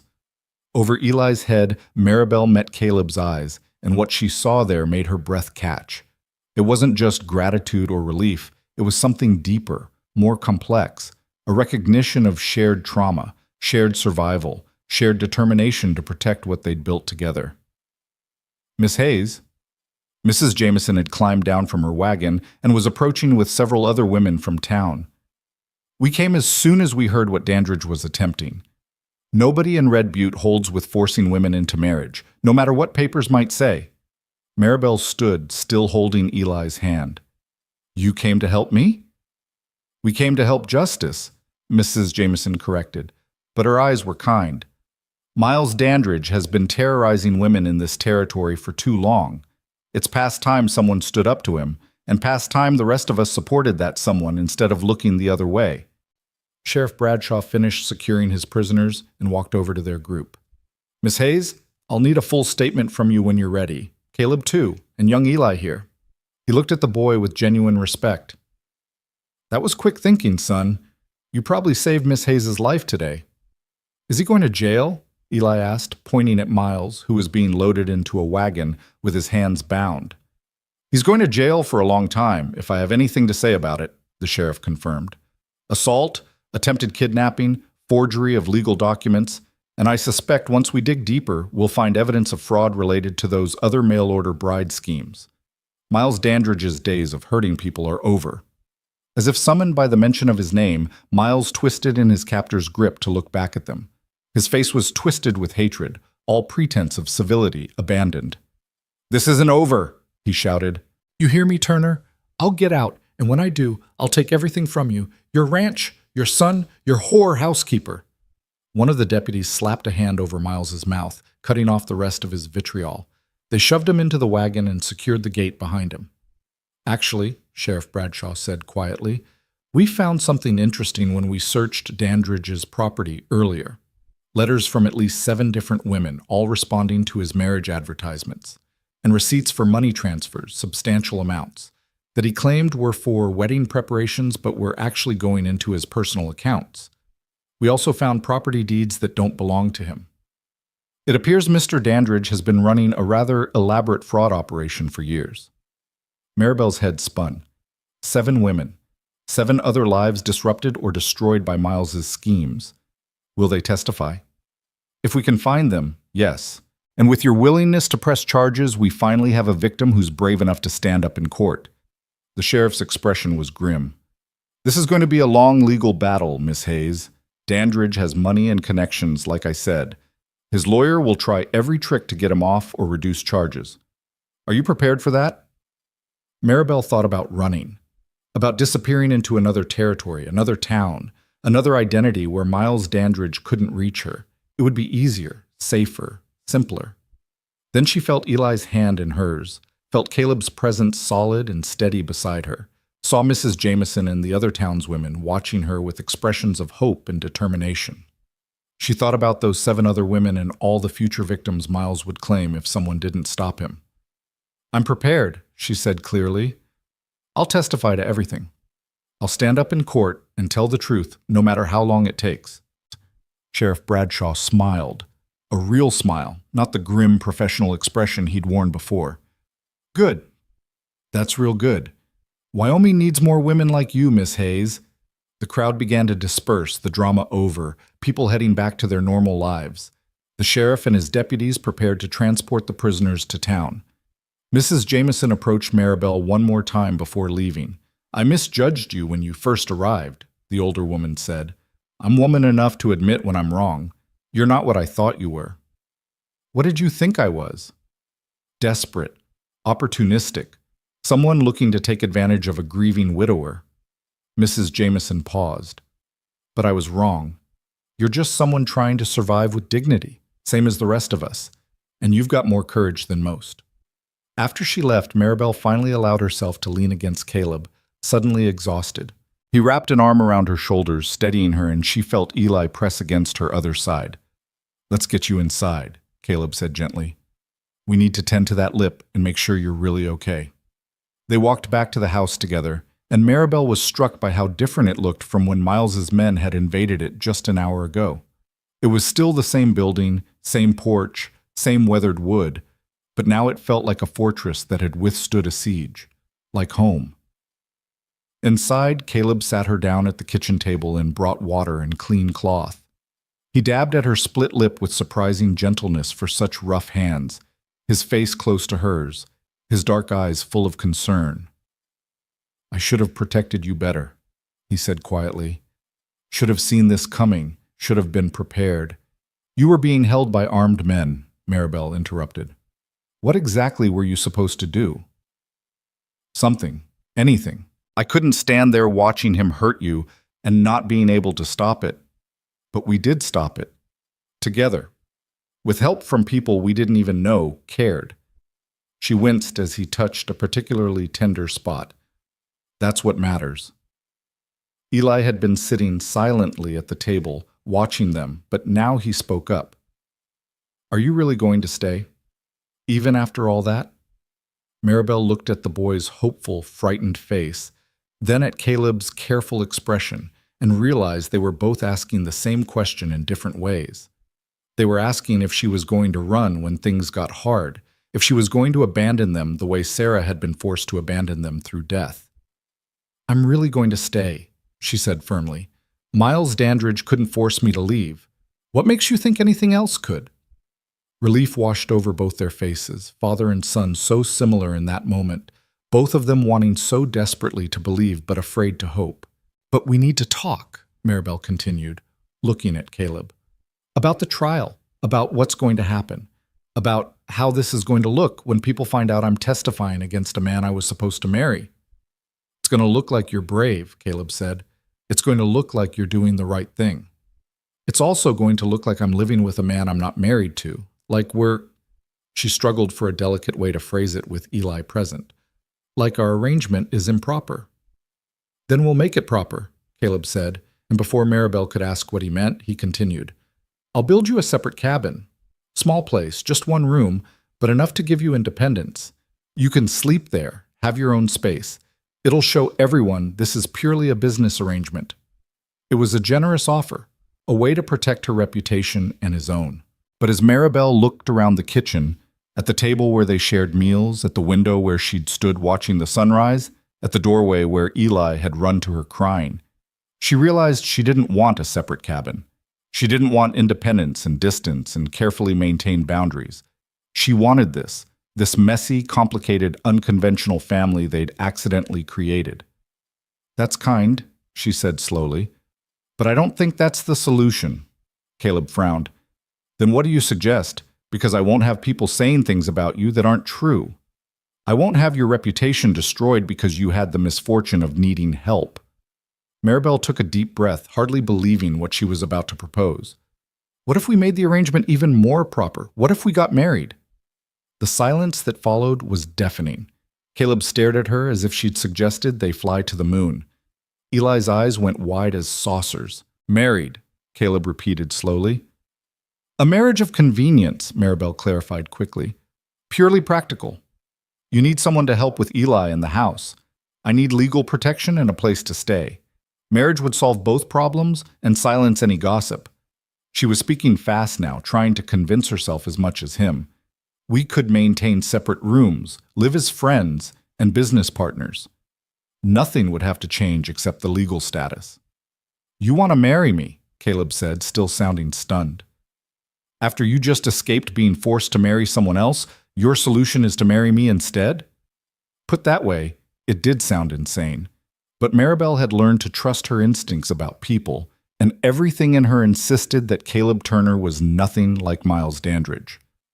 Where Miles had been false charm and hidden cruelty, Caleb was rough honesty and hidden kindness. Where Miles had tried to control and possess, Caleb had offered freedom and respect. Yes, she said simply. I want to marry you, if you'll have me. You'd really be my mama? Eli asked, his voice trembling with hope. For real? And forever?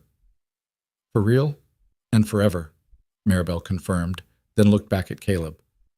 But only if your father agrees. This would be his decision as much as mine. Caleb stood abruptly and walked to the window, staring out at the prairie. Maribel watched his shoulders rise and fall with deep breaths, watched him struggle with something she couldn't see. When he finally turned back, his expression was raw and vulnerable. I loved Sarah, he said quietly. Loved her with everything I had. When she died, I thought that was it for me. One great love in a lifetime, and then just existence afterward. I never thought about marrying again, never wanted to, and now you're suggesting we marry for convenience, for protection, for practical reasons.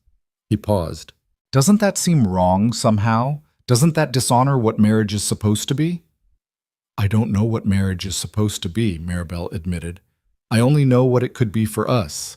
A partnership between two people who respect each other, who need each other, who've both learned that life doesn't give you perfect solutions. You loved Sarah, and that's beautiful. I would never ask you to forget that or replace that, but maybe what we build could be different. Not less than what you had, just different. Caleb studied her for a long moment, and Maribel forced herself to meet his gaze steadily, to let him see her sincerity and her fear and her desperate hope all tangled together. You'd be all right with a marriage without love? He asked finally. Would she? Maribel had never been in love, had never had the luxury of romance or courtship. She'd spent her life being practical, making hard choices, settling for what she could get rather than what she wanted. The idea of a marriage without love should have seemed perfectly acceptable. But looking at Caleb Turner with his dark, honest eyes and his quiet strength, at Eli with his desperate need for a mother, at the life they could build together in this harsh, beautiful place, she realized she was already halfway to loving them both. Not romantic love, perhaps, but something just as real. Something that felt like coming home after a lifetime of wandering. I'd be all right with it, she said, because I think maybe we'd have something better than love. We'd have honesty and respect and real partnership.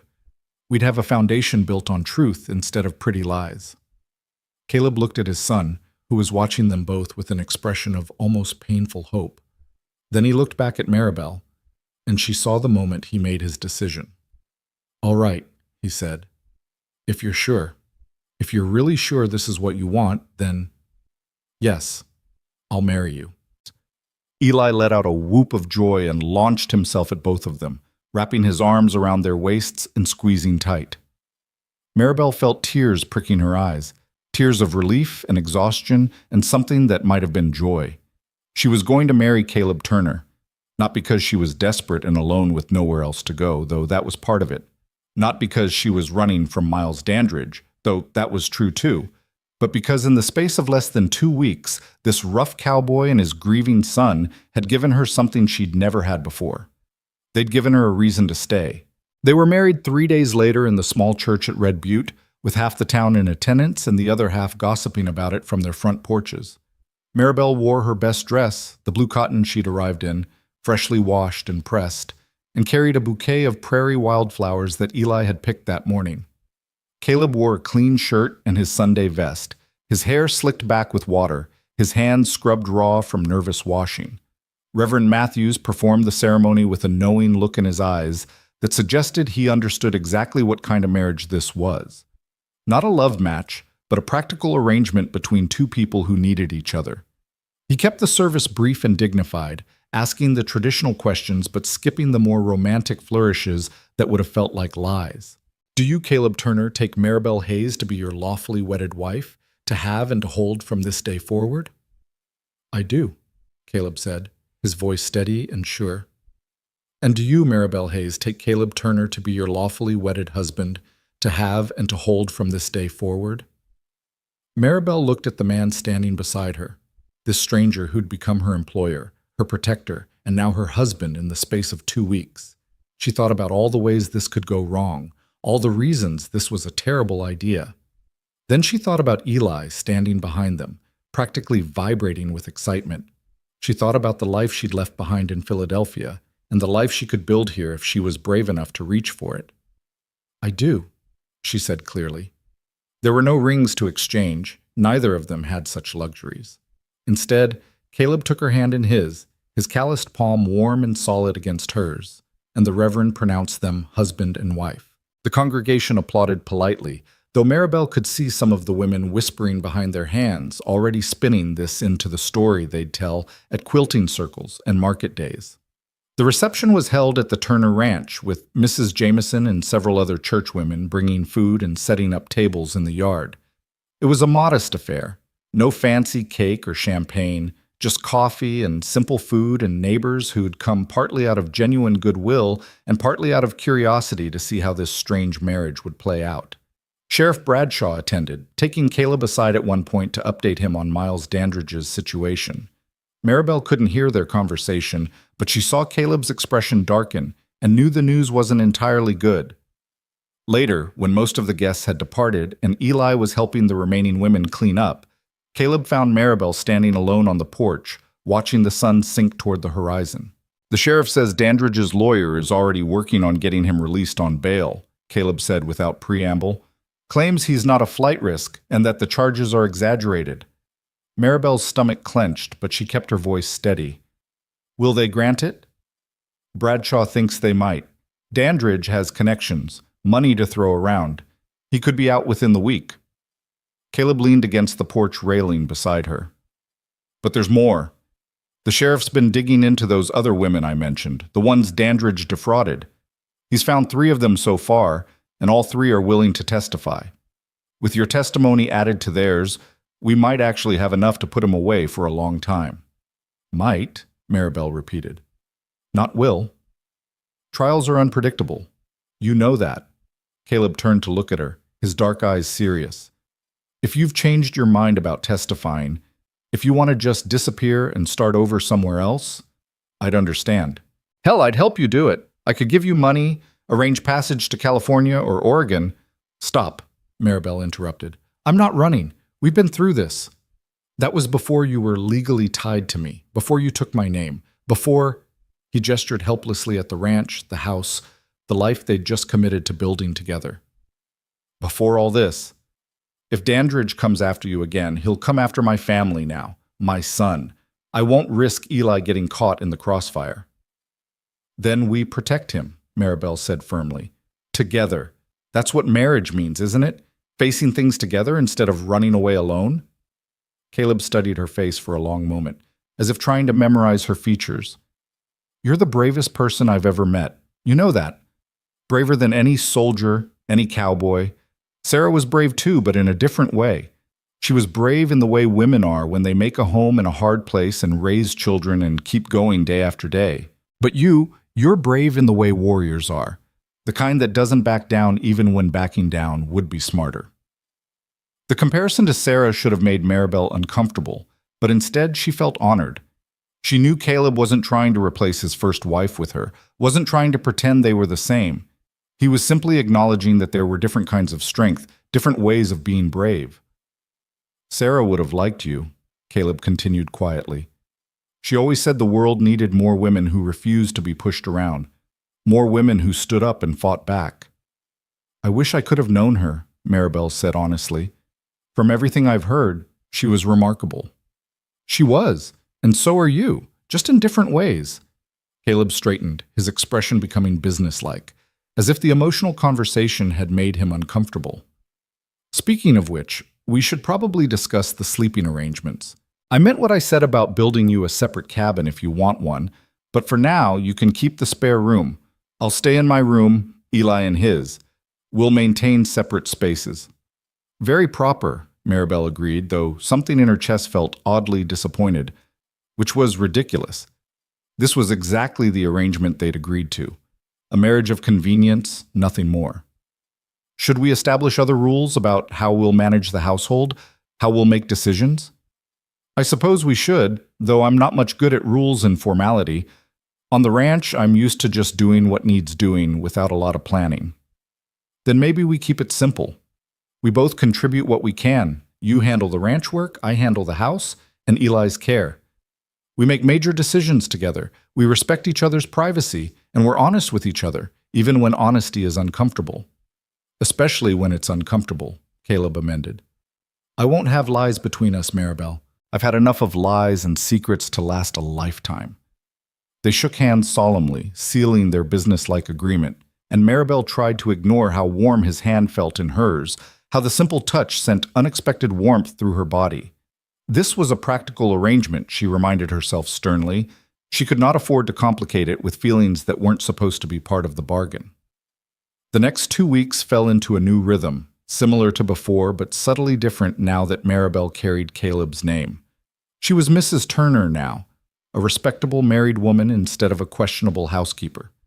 The change in how people treated her was immediate and stark. Women who'd looked at her with suspicion now greeted her warmly at church. Men who'd been overly familiar now kept a respectful distance. Even Mrs. Jameson, who'd softened toward Maribel before the wedding, now treated her as a genuine member of the community rather than a temporary interloper. But the change went deeper than social acceptance. Eli started calling her mama naturally, without the painful hesitation he'd shown before. Caleb consulted her on ranch decisions, asking her opinion on which calves to sell and whether they should plant winter wheat in the north field. They worked together with increasing ease, anticipating each other's needs, falling into patterns of cooperation that felt almost choreographed. And at night, alone in her room, Maribel lay awake listening to the sounds of the house and wondering what it would be like if this marriage were real in every sense. She'd catch herself watching Caleb during meals, noticing the way his hands moved when he talked, the rare smile that transformed his serious face, the gentleness he showed Eli despite his rough exterior. She'd imagine what it would feel like to have those hands touch her, not in casual passing, but with intention, with desire, with the intimacy that husbands and wives were supposed to share. Then she'd remind herself that such thoughts were dangerous and foolish. Caleb had loved Sarah completely, and Maribel was just a convenient solution to his practical problems. She should be grateful for what she had: safety, security, purpose, belonging, instead of yearning for something that was never part of their agreement. The summons came on a Tuesday morning, delivered by a nervous young clerk from the territorial courthouse. Miles Dandridge's trial was scheduled to begin in 2 weeks, and Maribel's presence was required as a witness for the prosecution. The letter was formal and impersonal, but Maribel could read between the lines. This was her chance to tell her story publicly, to help ensure Miles faced justice for his crimes. It was also her chance to be publicly humiliated, called a liar, have her character torn apart by Miles's expensive lawyers. She'd heard enough about courtroom trials to know what defense attorneys did to women who testified against powerful men. They'd suggest she was vindictive, opportunistic, a scorned woman seeking revenge. They'd imply she'd willingly entered into the arrangement and only cried foul when it didn't work out as planned. They'd make her look like the villain of the story while Miles played the wrong gentleman. "We'll face it together," Caleb said when she showed him the letter. I'll come with you to the trial, testify about what I saw. Sheriff Bradshaw will testify too. And those other women, they'll tell their stories. You won't be alone in this. But I'll be the main witness, the one they focus on. Maribel set the letter down carefully, as if it might explode if handled roughly. Miles's lawyer will try to destroy my credibility.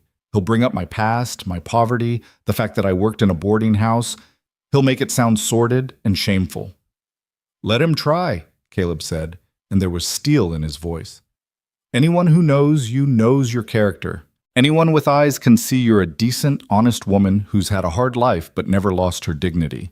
If Miles's lawyer wants to attack that, he'll find himself facing the anger of every woman in this territory who's ever been judged unfairly for circumstances beyond her control. Maribel wanted to believe him, wanted to think that truth and justice would prevail. But she'd lived too long in the real world to have such faith. The powerful almost always won. Men like Miles Dandridge almost always got away with their crimes because they had money and connections and lawyers who knew how to twist the law to their advantage. But she'd stand up anyway. She'd tell her truth anyway. Because the alternative, letting Miles hurt other women, letting him continue his fraudulent schemes, was unacceptable. The 2 weeks before the trial passed in a blur of preparation. The prosecutor, a serious young man named James Whitmore, came to the ranch 3 times to go over Maribel's testimony, asking her detailed questions about every interaction with Miles, every letter he'd sent, every promise he'd made. He was thorough and professional, but Maribel could see the doubt in his eyes. He didn't think they could win. Dandridge's lawyer is Albert Cunningham, Whitmore explained during their final meeting. He's one of the best defense attorneys in the territory. Expensive, ruthless, and very good at making witnesses look unreliable. He'll attack your credibility, Mrs. Turner. He'll try to make the jury believe you're a gold digger who targeted Mr. Dandridge, and then, when he rejected you, you sought revenge by inventing charges against him. But I didn't target him. He advertised for a bride, I responded. He's the one who initiated everything. I know that. You know that. But Cunningham will suggest you misrepresented yourself in your letters, that you lied about your circumstances to make yourself more appealing, that you were essentially trying to defraud Mr. Dandridge. Then, when he discovered your deception and refused to marry you, you concocted this entire story to punish him. The injustice of it made Maribel's blood boil. So no matter what I say, no matter what the truth is, he'll find a way to make me look like the villain? He'll try, Whitmore confirmed. That's why we need to be prepared. We need you to stay calm, answer questions directly, don't get defensive or emotional. The moment you lose your temper or start crying, Cunningham will use it against you. He'll say you're unstable, overly emotional, unreliable. In other words, be perfect, Maribel said bitterly. Don't show any human reaction to being called a liar and a whore in front of a courtroom full of strangers. Whitmore had the grace to look uncomfortable. I know it's not fair, but that's the reality of trials like this. The victim is often put on trial along with the accused. After he left, Maribel stood on the porch and stared at the prairie, feeling the weight of what was coming settle over her like a physical burden. She'd thought escaping Miles at the train station was the end of her ordeal. Instead, it had just been the beginning. Caleb found her there an hour later, still standing in the same spot, lost in dark thoughts. You don't have to do this, he said quietly. I know I said you should testify, but if it's too much, if it's going to hurt you more than it'll help, we can find another way. What other way? Let Miles go free? Let him hurt other women? We could leave, take Eli, go to California or Oregon, start over somewhere Miles Dandridge's reach doesn't extend. I've got some money saved. Not much, but enough to get us settled somewhere new. The offer was tempting. God, it was so tempting. To just run away from all of this. To start fresh in a place where no one knew her story or judged her choices. To build a life with Caleb and Eli somewhere clean and new. But running would mean Miles won. It would mean all those other women got no justice. It would mean teaching Eli that when things got hard, the solution was to flee instead of fight. No, Maribel said firmly. I'm seeing this through. I'll go to that courthouse, I'll sit in that witness chair, and I'll tell the truth. Whatever happens after that, at least I'll know I didn't run. Caleb moved to stand beside her, close enough that their shoulders almost touched. You're sure? I'm terrified, she admitted. But I'm sure. He reached out and took her hand, not a casual touch, but a deliberate gesture of support and solidarity. His palm was warm and rough against hers, and Maribel felt something shift between them, some invisible boundary being crossed. Then I'll be there with you, Caleb said. Every minute of that trial. You won't face it alone. The trial began on a cold Monday morning in late September. The courthouse was packed with spectators, people from Red Butte and surrounding areas, all eager to witness the downfall of Miles Dandridge, or more likely, the spectacle of a woman being torn apart on the witness stand. Maribel walked into that courtroom with her head high and her hand in Caleb's, refusing to show the fear churning in her stomach. Miles sat at the defense table looking smug and confident, dressed in an expensive suit and radiating the kind of entitled arrogance that came from never facing real consequences. When his eyes met Maribel's, he smiled, a slow, cruel expression that promised she'd regret crossing him. Beside him, Albert Cunningham looked every bit as dangerous as his reputation suggested. He was a large man with silver hair and sharp eyes, expensively dressed, and carrying himself with the kind of confidence that came from winning far more cases than he lost. The prosecution's case took 2 days to present. They called Sheriff Bradshaw first, who testified about the arrest, the forged court documents, the evidence found at Miles's property. Then came the other women, 3 of them, each telling stories that were sickeningly similar to Maribel's. Miles had advertised for brides, extracted money from them under various pretenses, then either abandoned them or made their lives so miserable they fled. One woman had been physically beaten. Another had been locked in a room for 3 days when she threatened to report him to the authorities. Their testimonies were powerful and damning, but Cunningham cross-examined them with brutal efficiency. He found inconsistencies in their stories, suggested they were lying to get revenge on a man who'd rejected them, implied they were women of questionable morals looking for easy money. By the time he was done with each of them, their credibility had been shredded, and the jury looked skeptical. Then it was Maribel's turn.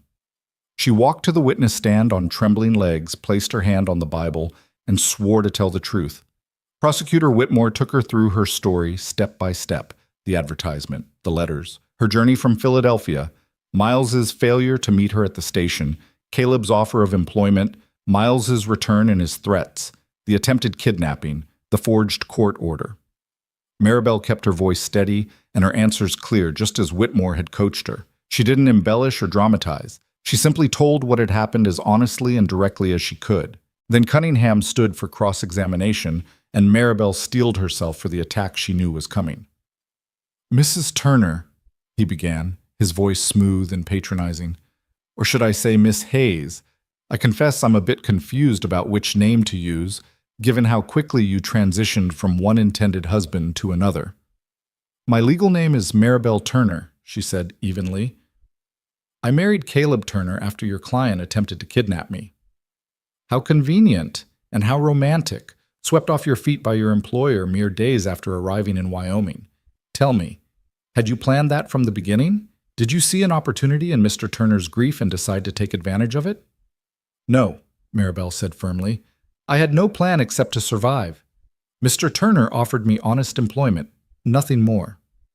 "Honest employment," Cunningham repeated mockingly. "Living in his house, caring for his child, playing the role of wife in all but name. And then when my client rightfully attempted to claim his promised bride, you suddenly decided to make it official with Mr. Turner. Very convenient timing, wouldn't you say?" "Your client tried to kidnap me with armed men. That's what prompted the marriage, the need for legal protection from him." Cunningham smiled, as if she'd walked into a trap. "Ah, yes, the alleged kidnapping. Tell me, Mrs. Turner, did you read the contract you signed with my client before traveling to Wyoming?" "I signed a letter agreeing to the marriage arrangement, yes." "And in that letter, didn't you promise to fulfill the terms of the agreement? Didn't you commit legally and in writing to marry my client upon your arrival?" "I committed to marry him if he honored his promises. He didn't show up at the station as agreed. That violated the contract on his part." "Or perhaps," Cunningham suggested, "my client delayed his arrival for legitimate business reasons and found, upon returning, that his intended bride had already moved into another man's home and was living in a highly improper arrangement, Perhaps he had every right to insist you honor your commitment. He had no right to strike me, Maribel said, letting some of her anger show. He had no right to have his men put their hands on me. He had no right to forge legal documents. Ah, yes, the alleged forgery. Tell me, Mrs. Turner, are you an expert in legal documents? Can you definitively state that the paper my client presented was false? The sheriff confirmed it was forged. Judge Hackett was in Denver at the time. He couldn't have signed it. So you're relying on hearsay rather than personal knowledge. Interesting. Cunningham turned to address the jury. Ladies and gentlemen, what we have here is a young woman who came to Wyoming with nothing, no money, no prospects, no family. She saw an opportunity in Mr. Turner's grief and seized it. When my client attempted to hold her to her legal commitments, she cried assault and kidnapping, manufactured charges, and convinced local law enforcement to arrest an innocent man. And now she sits before you, safely married to a man of means, trying to destroy my client's reputation and freedom. That's not true, Maribel protested, but Cunningham talked over her. Tell me, Mrs. Turner, how much did you get paid for this testimony? What did the prosecutor promise you? What did Mr. Turner promise you? Nothing. I was paid nothing. I'm testifying because what happened was wrong. Or because you need to justify your own actions, because you need to make yourself the victim instead of the opportunistic fraud you really are. That's enough, Judge Harrison interrupted, banging his gavel. Mr. Cunningham, you will address the witness with respect, or I will hold you in contempt. My apologies, Your Honor, Cunningham said smoothly, not sounding apologetic at all. I have no further questions for this witness. Maribel stepped down from the witness stand on shaking legs and walked back to where Caleb waited. He stood and pulled her into his arms immediately, right there in the courthouse, propriety be damned. She buried her face in his shoulder and fought back tears of anger and humiliation. You did good, he whispered. You told the truth. That's all you could do. But as Maribel looked around the courtroom at the faces watching them, some sympathetic, some skeptical, some openly hostile, she wondered if truth was enough. Cunningham had done exactly what he'd promised to do. He'd made her look opportunistic, made her marriage to Caleb look suspicious, made everything she'd said sound like convenient lies designed to cover her own scheming. The trial continued for 3 more days. The prosecution brought in document experts who confirmed the court order was forged. They brought in the station master who testified that Miles had made no effort to meet Maribel's train. They built a solid case showing Miles's pattern of fraud and abuse. But Cunningham countered every point. He suggested the documents could have been forged by someone trying to frame his client. He brought character witnesses who testified to Miles's sterling reputation in the business community. He painted a picture of a successful businessman being destroyed by vengeful women who couldn't accept rejection. When closing arguments came, both lawyers made passionate speeches. Whitmore emphasized the courage of the women who'd testified, the clear evidence of Miles's crimes, the need to protect future victims. Cunningham focused on reasonable doubt, on the possibility that this was all an elaborate conspiracy by women with ulterior motives. The jury deliberated for 6 hours. Maribel spent those hours in a small room off the courthouse, pacing like a caged animal, while Caleb watched helplessly and Eli clung to her skirts.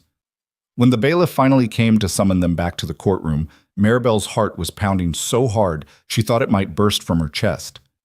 The jury filed back in, their faces carefully neutral. Judge Harrison called for order, and the foreman stood to deliver the verdict. In the matter of the Territory versus Miles Dandridge, on the charge of assault, we find the defendant guilty. Maribel's knees went weak. Guilty. They'd believed her about the assault. On the charge of attempted kidnapping, we find the defendant guilty. On the charge of forgery of legal documents, we find the defendant guilty. On the charge of fraud, we find the defendant guilty. Guilty. Guilty on every count. The jury had seen through Cunningham's smoke and mirrors. They'd believed the women. They'd believed her. Miles's face went white, then red with rage. He surged to his feet, shouting something about corruption and injustice. But the bailiffs were already moving to restrain him. Cunningham tried to maintain his composure, already calling for appeal, but the damage was done. Miles Dandridge had been convicted. Judge Harrison banged his gavel for order, then addressed the defendant. Mr. Dandridge, You have been found guilty of serious crimes against multiple women. You used fraud and intimidation to prey on vulnerable people seeking honest new starts. You forged legal documents and used violence to enforce your will. The court sentences you to 10 years in the territorial prison, with no possibility of parole for the first 5 years. 10 years. Maribel felt tears streaming down her face. Tears of relief, of vindication, of fierce joy that justice had actually prevailed for once. Caleb's arm came around her shoulders, and Eli pressed against her side. And for a moment they stood there in the courthouse surrounded by chaos, holding each other tight. Miles was being dragged from the courtroom, still shouting threats, his face twisted with hatred. As he passed their section, his eyes locked on Maribel's one final time. "This isn't over," he snarled. "I'll get out eventually, and when you do, you'll be an old man," Sheriff Bradshaw interrupted, peering beside them. "And these folks will still be here, living their lives, having forgotten you ever existed. That's the real punishment, Dandridge, not the years in prison, but the fact that you'll be forgotten while they go on to build something real." The words hit Miles harder than any physical blow could have. His face crumpled, and then he was gone, dragged through the courthouse doors to the prison wagon waiting outside. In the aftermath of the trial, life at the Turner Ranch settled into something resembling normalcy. The notoriety faded as other scandals and stories captured the territory's attention.